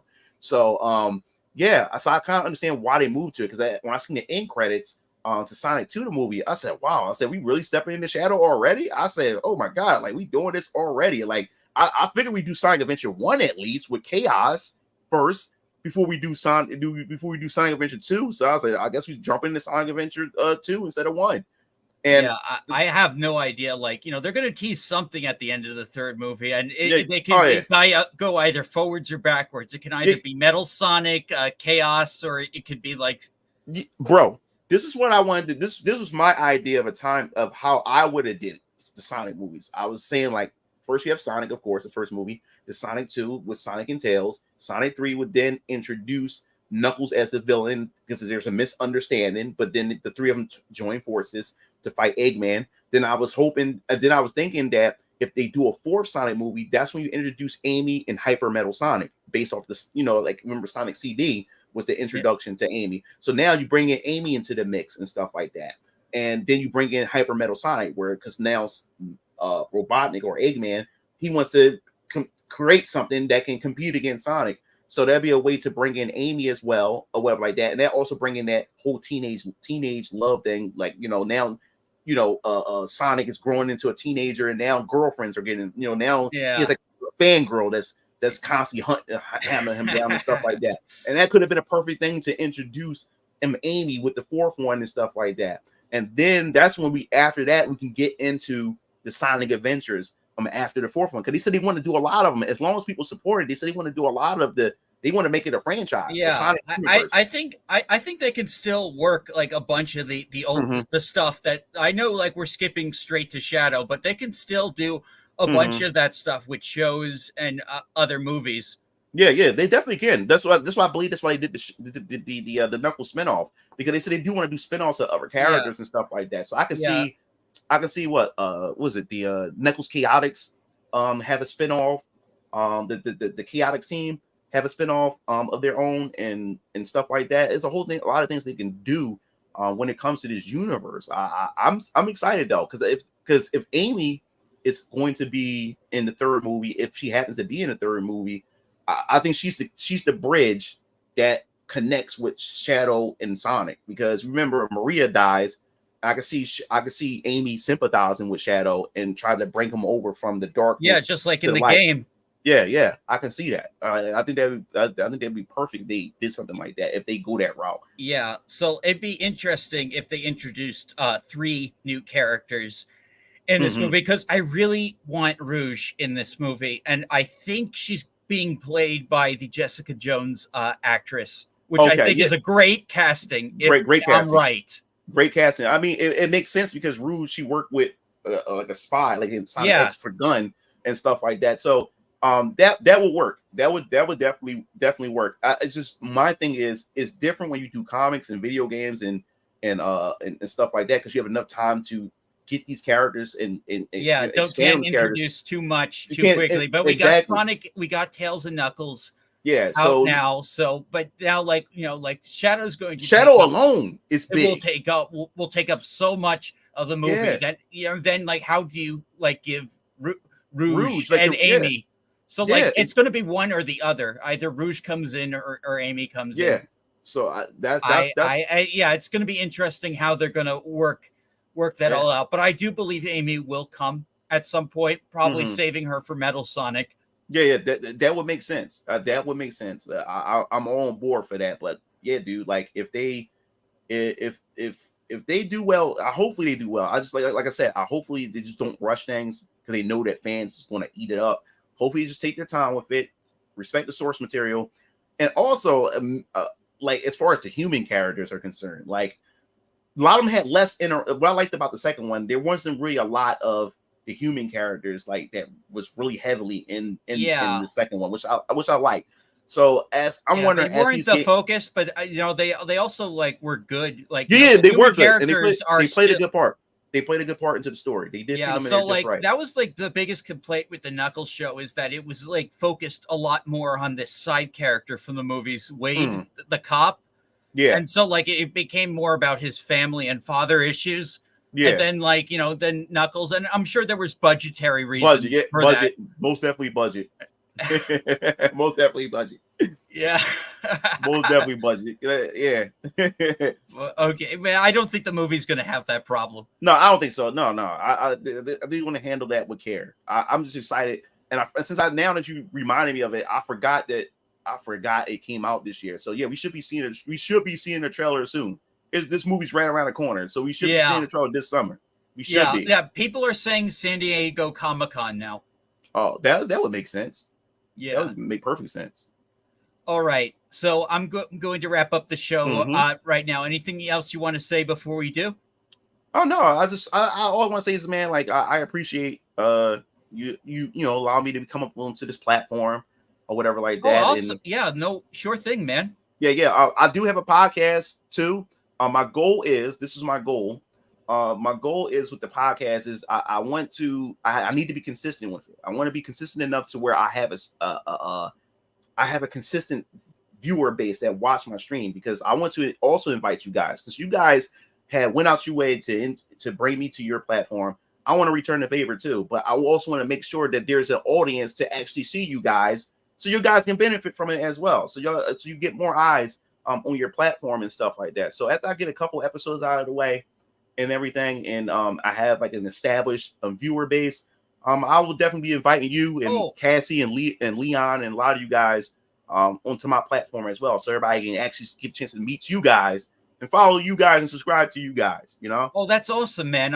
I'll happily do it. Thank you. Yeah. Oh, no problem. And I also said this because a lot of you guys, like I said, like as I started doing this, because I always wanted to collaborate with YouTubers and stuff. And the problem is, like, I want to collaborate with a lot of YouTubers, but there's a lot of YouTubers who does have egos and stuff like that. And there's a couple of YouTubers that I look up to that I want to like do videos with. A lot of them ignore my message. Some of them, yeah, totally, all the time. And all the time, you ignore my message. And I understand. Sometimes I can be controversial. So some people don't want to associate themselves because of my controversial takes and stuff like that. So I understand that. But some people just outright just reads my message, leave it on read, and don't even answer it or whatever like that.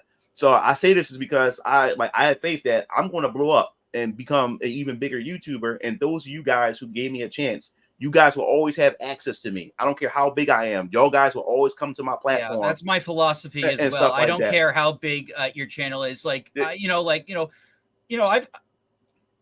Anime Night is, he is a very like small channel, but he is such a good guy and he's so like supportive. I'm sure you've interacted with him.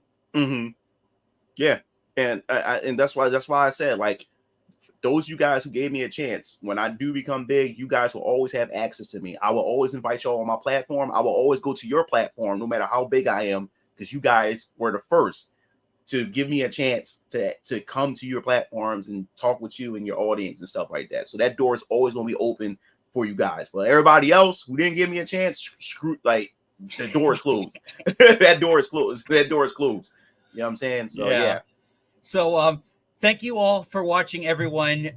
This is Dash Attack with MugenLord. I'll see you all next time. Don't know who else will be coming on for episode 16 when episode 16 actually happens, but me and Viperus are going to possibly be playing Sonic Superstars together, possibly with Lucid. I was supposed to do that yesterday. My daughter got sick, so daddy duties and stuff. Because I was supposed to stream that with my brothers. We were gonna do some local multiplayer of Sonic Superstars on the Xbox Series X, and that was like gonna be my first stream that I had with my brothers on. But my daughter ended up getting sick, so yeah. So next Friday I'm gonna do that. I love co-op games. I just never have like people to like play them with. Anyways, thank you all for watching the show. Be sure to subscribe to MugenLord. And take care. This is Dash Attack signing out. Peace. Oh, okay. There we go. Yeah.